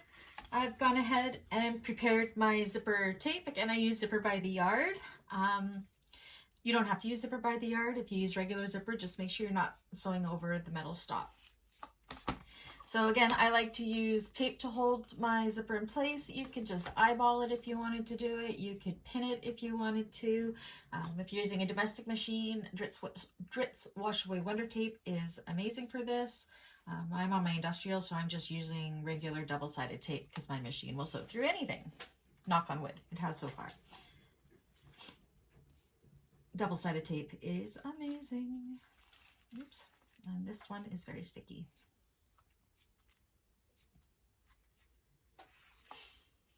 So take your zipper and center it in the hole. Place it where you want it to be.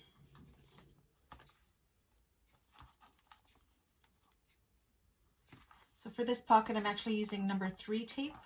I usually use the smaller zipper tape on the inside of the bag. Come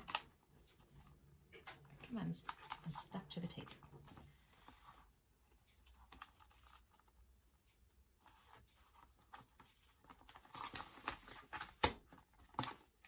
That's pretty good to me. It's a little bit too close.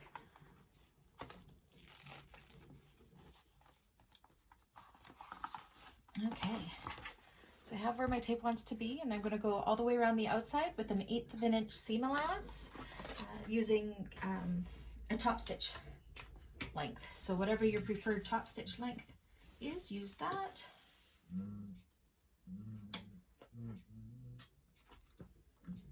Okay. Again, you may want to switch out to a zipper foot depending on your machine. Back stitch when you start and stop.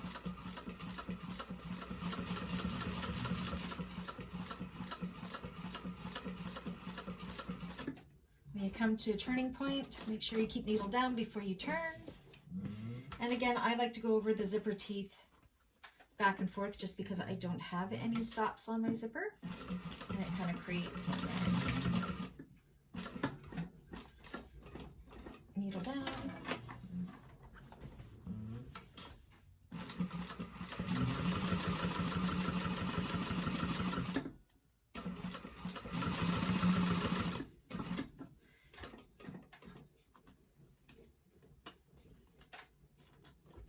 Move your zipper as you need to get by it. Needle down when you have to adjust.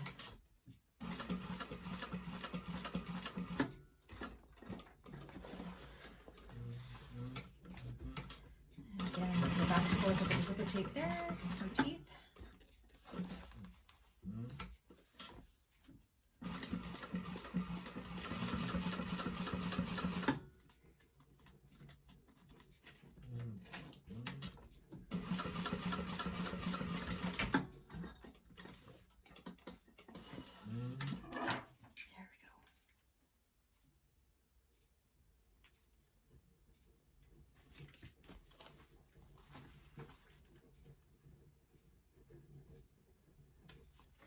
Getting new battery in my zapper. It's not getting very hot.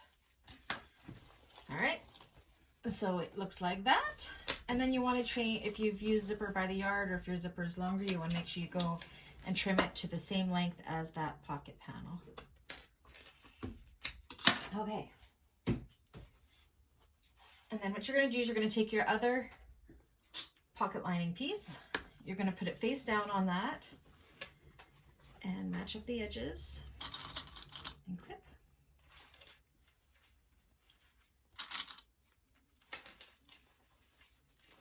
Now I do the birthing of my bag a little bit different. I think this one calls for birthing through the bottom of the lining. We're going to kind of do both. So as we do this, I will show you. You want to leave the bottom of this pocket open.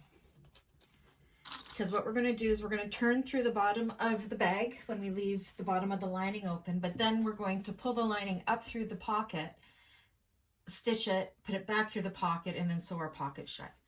So you can see my pocket's a little longer, that's okay.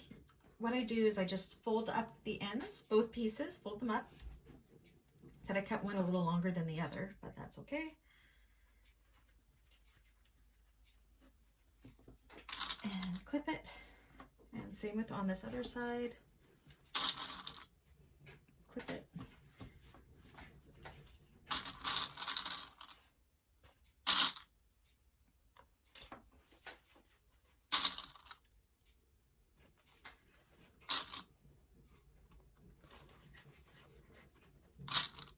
So I cut my pocket pieces a little bit different lengths.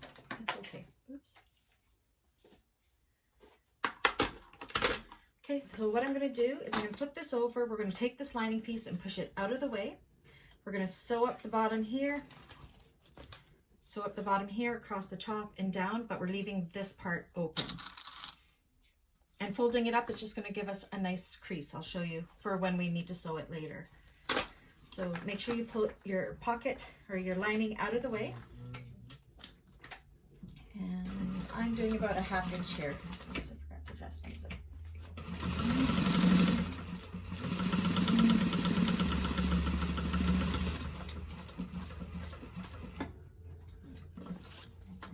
Fold the lining out of the way, so you're just exposing the pocket piece here, and sew across.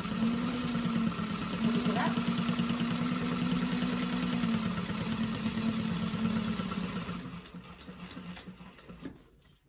Oh, I almost got my lining. Don't get your lining in there. Hold it back, so you're just doing your pocket piece.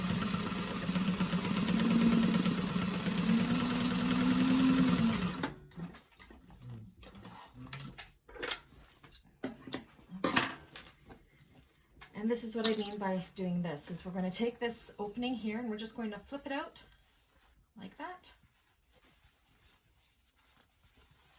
We're going to leave it open for now, but we're going to go and iron that crease there. So when it comes time for sewing up our pocket panel, it's nice and easy for us to do. So I'm going to go do that and then I will be back.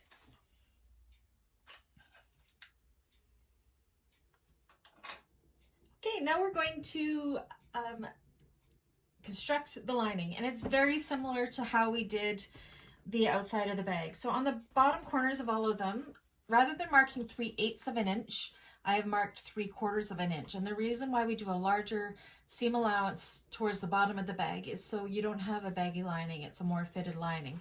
So when we put them together, we're going to start at 3/8 of an inch of a seam allowance, and as we get about halfway through, we're going to gradually work our way out to 3/4 of an inch, and that's going to make our bag very snug.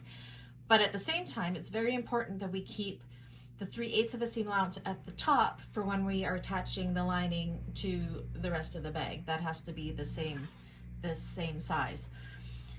So yeah, so we're just going to go through and do that. We're going to do our sides on each one exactly the same, starting 3/8 going down to 3/4 of an inch.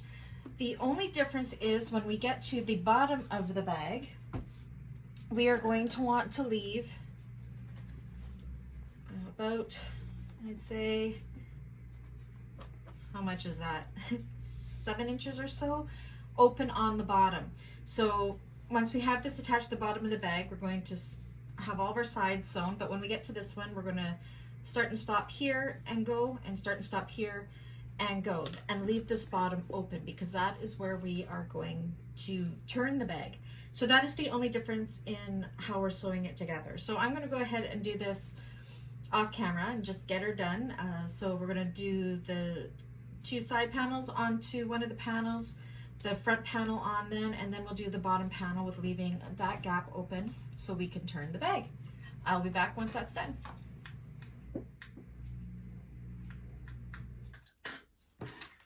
Okay, so here we have it. This is the fully assembled lining. You can see here the stitching started at about 3/8 and got wider to 3/4.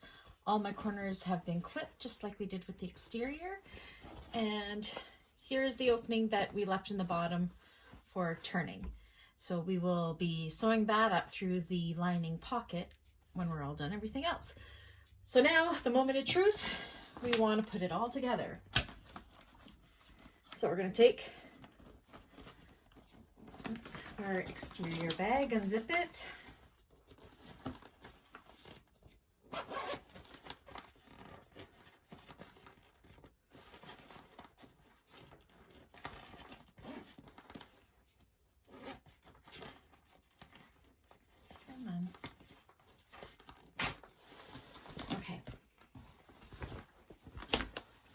So I want to make sure that the zipper is all folded down. This is out of the way. I actually like to take the zipper and just, because we don't want it to get caught up, so we kind of want to make sure it's down and under. So I kind of put it underneath here just so it doesn't slip up, kind of get it caught. And what we're going to do is you want to decide on the lining. I like my zipper pocket to be to the back of the bag. So I'm going to position it like that. So the zipper pocket's at the back. And then we're going to put the exterior of the bag, right sides together with the lining, and we're going to put it inside the lining. And it will be a little bit tight because, especially at the bottom, because we did make the seam allowance larger at the bottom of the lining, but it will fit perfectly fine on the top. So what you want to do is squish it in, push it in. The first thing I do is I go around and I match all of the seams. So this seam and this seam. Try to press it open if you can. You see I'm clipping, see how the seams are together? So I'm lining them up, and we're going to be joining at the zipper. Use a ton of clips to do this.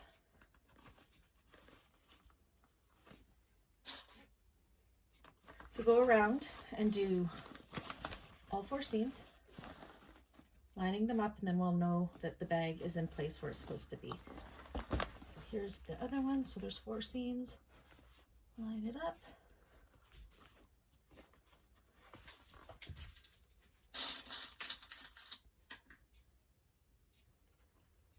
And clip it. Go around to the other side and do the same with those ones.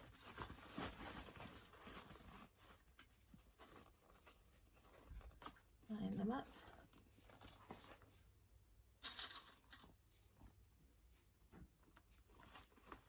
And clip it.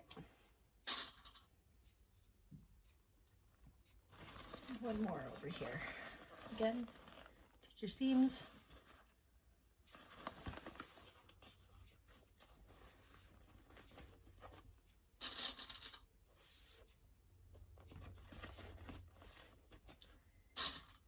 And clip it. And then what I do is I just take these side ones. Make sure that your hardware is pointed down. You want to make sure that your zipper's out of the way. This is the side where we had our zipper rearing inside the bag. So take that, hold it taut and find your center and clip it. Lining up the top raw edges.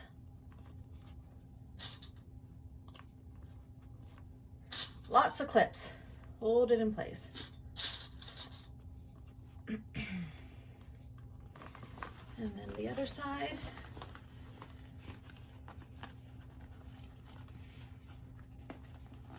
And this is where our zipper starts. So feel it so there's no lumps and bumps or anything like that.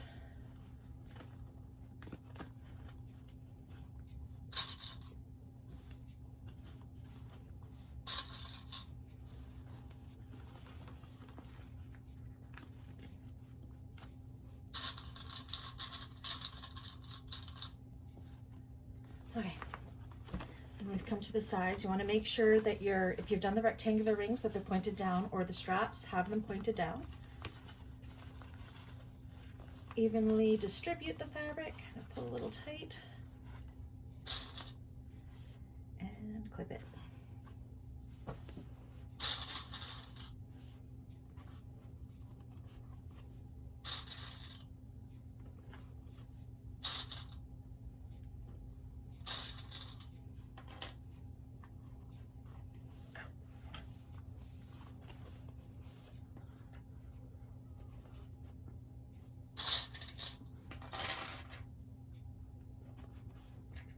So close to being done. Okay, and then do the same on the other side. Evenly distribute it all, find the center. You can kind of see the center marks of how we had them before because we marked all of our centers, so you can use those as a guide. Just make sure it's all pulled nice and there's no ripples.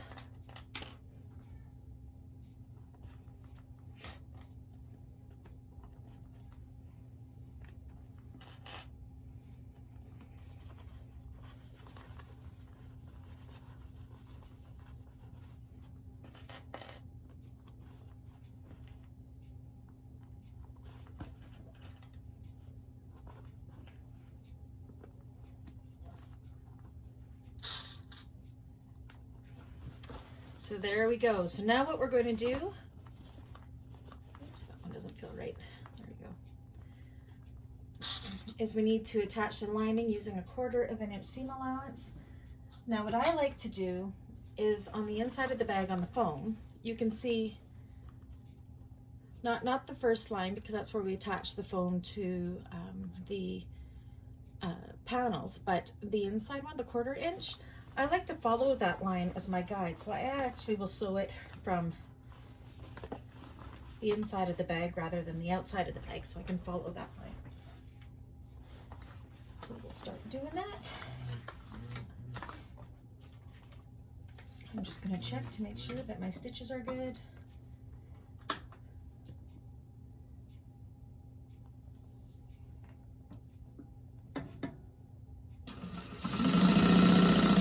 I just changed my bobbin, so I just want to make sure that my stitches, my tension is good with the new bobbin.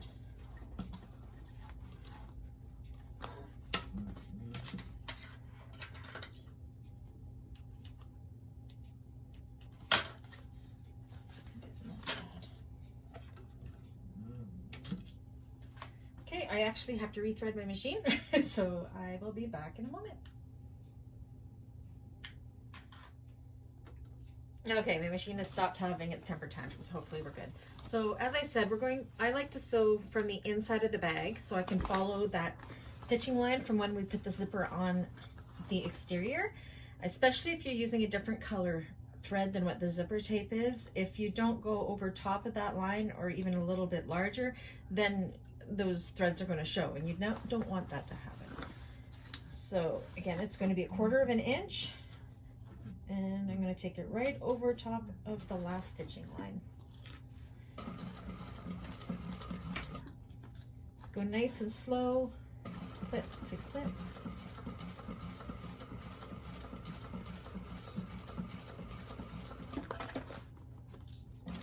If you have to adjust, make sure you're putting your needle down.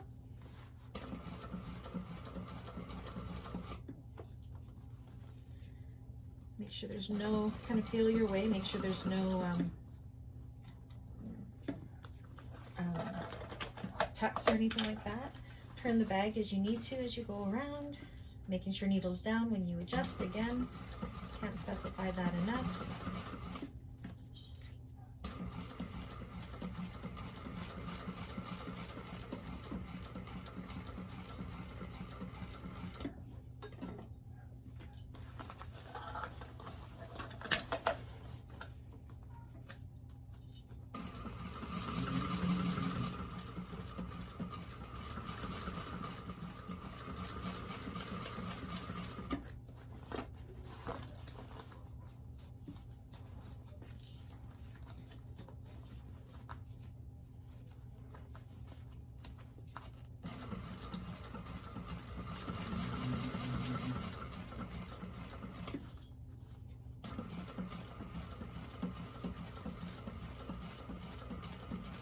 This is not something you need to take fast.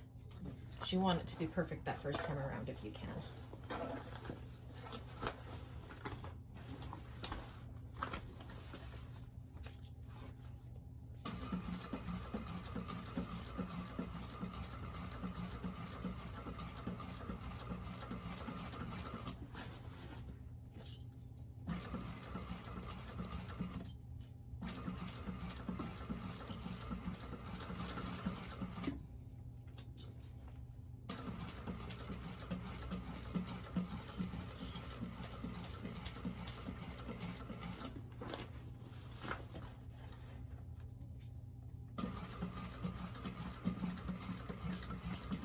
When you get to where the zippers connect, I always do a little back stitch there too, just again for that extra stability of the zipper.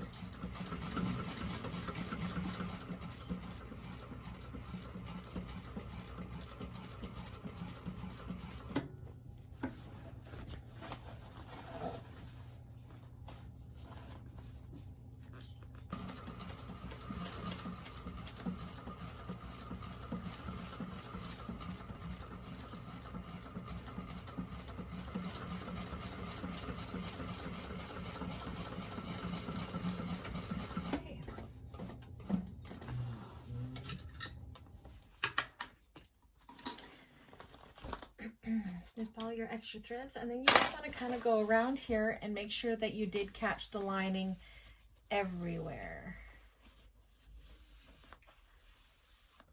And it looks like I'm good. So at this point, these little zippers here that are sticking out, you can go and you can just trim them down just a little bit like that. And now it's the moment of truth. So what we're going to do is we are going to birth the bag, oops, through the bottom opening. So you're just going to pull your bag out through that opening. A little bit of a struggle, but it will eventually come.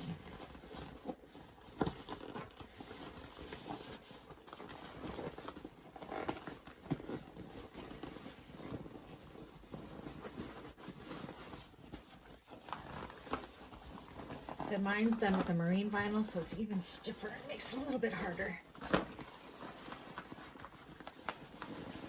Hard at first, but once it comes, it'll just come the rest of the way very easily.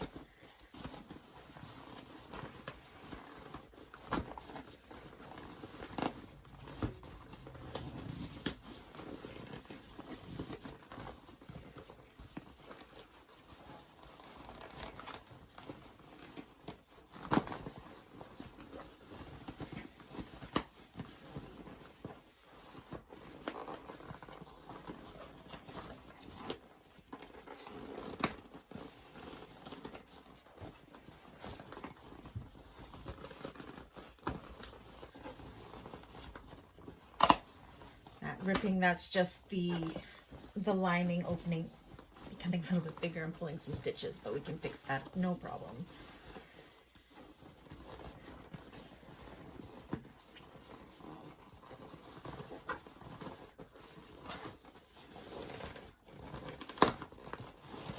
There we go.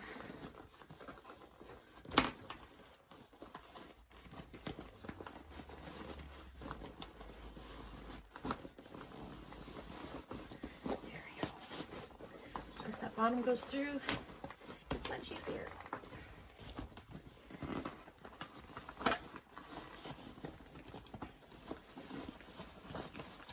There we go. Okay. So at this point, you want to just go through and make sure the lining is attached everywhere there. I'm going to do a quick eyeball. And then push your lining into the bag.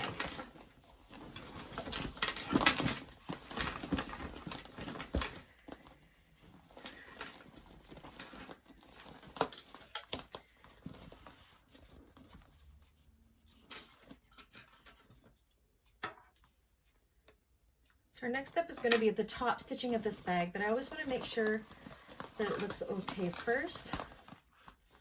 Got some threads that are kind of hanging out here. Make sure the zipper length is okay.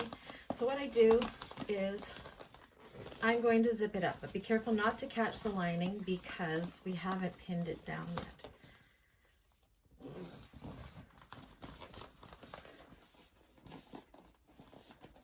Once we have all those seams down with the top stitching, it'll be easier, but I just want to get a quick look to make sure that the bag is looking good.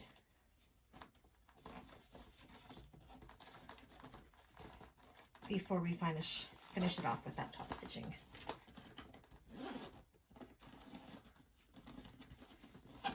Oh, so I'm very pleased with it. You see it? My zipper's not wavy, which is good, which means I didn't stretch it too badly. This way. So kind of go around, make sure everything looks good. There's no holes coming out before we do our top stitching. I'm very pleased with it. So then undo the bag again. Again, it's catching because I have those seams that need to be pressed down. Okay, so at this point, make sure you have a full bobbin of thread. If you did the bag in cloth, you could definitely press this down, but we're going to just have to massage the seam down with our hands and make sure everything's flat. So clear all this off.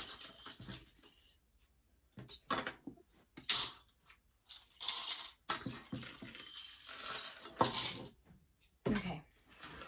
So what we're going to do now is, you can see here how our lining kind of sticks up. That's the seam that we just created. So we want to top stitch so that seam stays down. So put your machine to whatever your top stitching length, preferred top stitching length is. Take deep breaths, because this is coming to the end of the bag and we want to make sure it is perfect. So I like to start on a side. And you're not going to be able to see this too much, but we're going to do an 1/8 of an inch seam allowance. If you have a walking foot or a Teflon foot and you're using vinyl, that would be the best to use. You're going to make sure your lining is all tucked in tight, and you're just going to go very slow around the entire bag.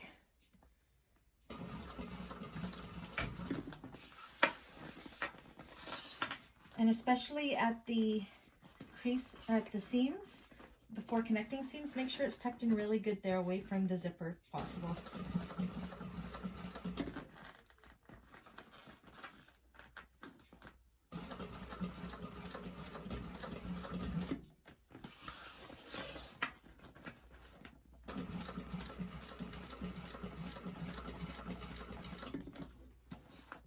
You have to just make sure your needle is down.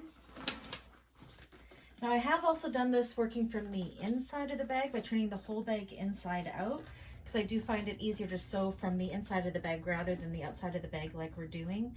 But because I'm using such a thick marine vinyl, it's too hard to turn it inside out. So we're just doing it this way.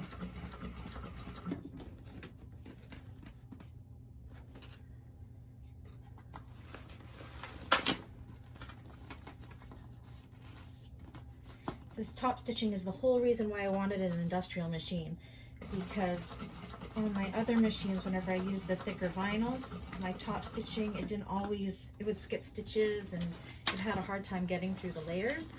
If you are going to be making a lot of bags, I would definitely say invest in a machine. So this one here was $2,300 Canadian, I think, plus tax, and it's equivalent to a Juki 1541S. This is the Titan TN-1541S, and I believe they said it's done at the same factory. I'm not sure, but I just love this machine. I've been sewing on her now since February, and she is awesome for bags. I do admit it.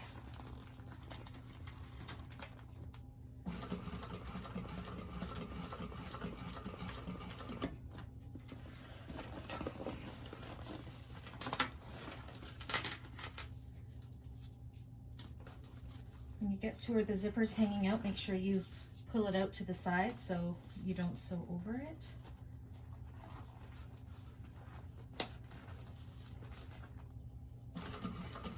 Nice and slow, make it pretty.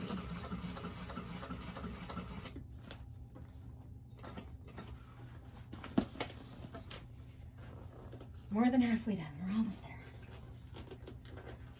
Again, fit and adjust, use your hands to feel around, make sure there's no tucks anywhere.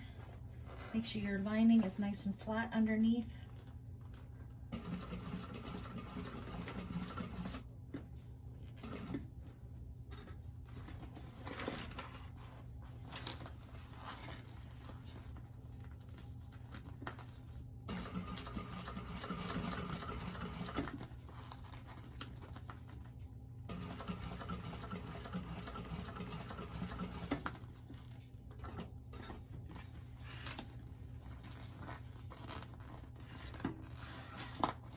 Also make sure you're only sewing through the one panel. You don't want to sew your 2 panels together.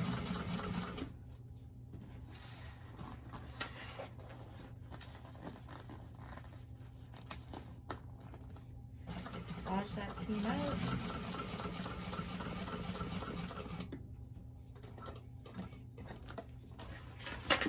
Almost there.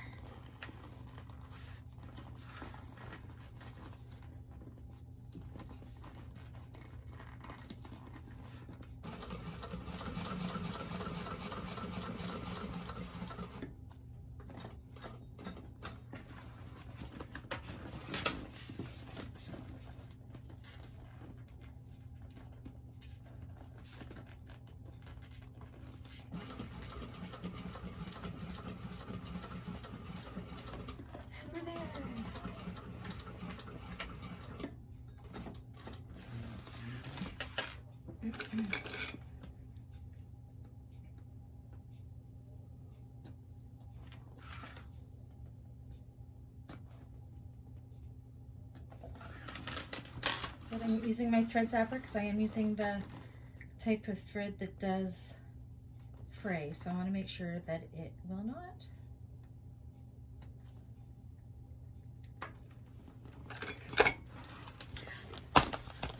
And look how beautiful that top stitching is. And our zipper does lap perfectly. And she's done there. Look at, she's beautiful.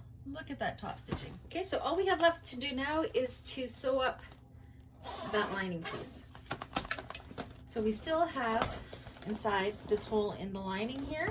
So what you're going to do is open up your zipper on the inside, and you're going to pull the zipper out, zipper pocket out, inside out like this, and then you're going to reach in and you're going to grab where the hole in the lining is, and you're going to pull it through that zipper pocket.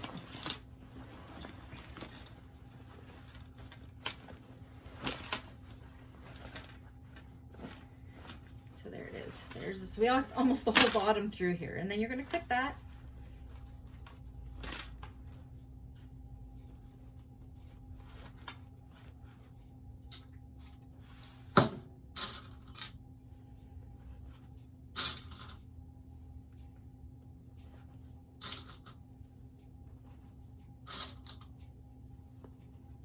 This bag would have been really hard to pull through the zipper pocket, and I just like the way it looks when we can sew the bottom up like this when we do a bottom birthing like that. So we're just going to sew that up at a 3/4 inch seam allowance. Hopefully not like knocking my light over again like I had just done. Knock my whole camera order over. Okay.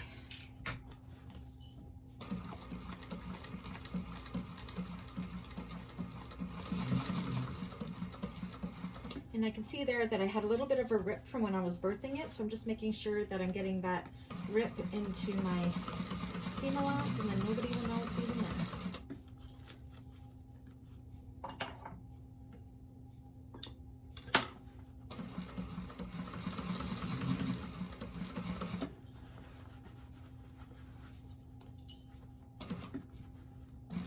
Make sure there's no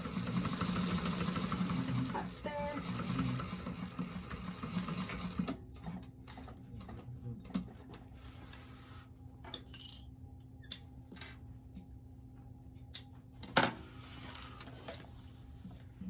So now we get that all sewed up. You can stick that back in through the pocket.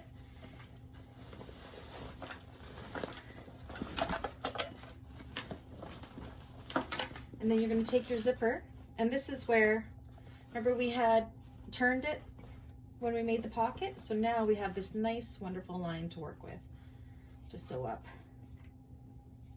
the bag, and then we're done. Well, almost done.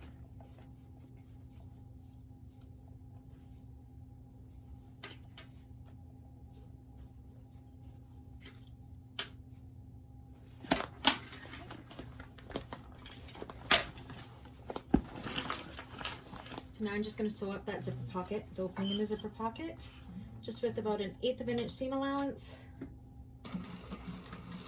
The thread is visible here, but we have no raw edges, and because it's inside the pocket, nobody will see it.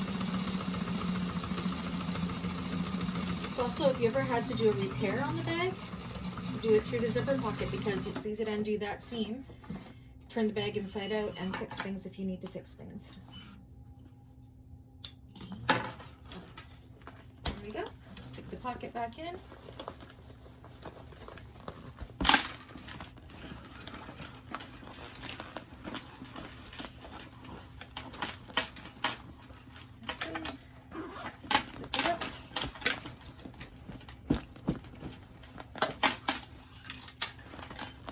There's the inside of the bag all done. Zip it up. The zipper works fantastically. There we go. So the only thing we have left to do, if you had done the straps like the pattern called for, you would be done. Because I'm doing a strap, I did the connectors here. What I'll be doing is taking my straps, putting them through here, and folding them over, oh, say about 1 inch. Like this, And then I'll just be putting a rivet right there to hold it in place, and then around this side as well.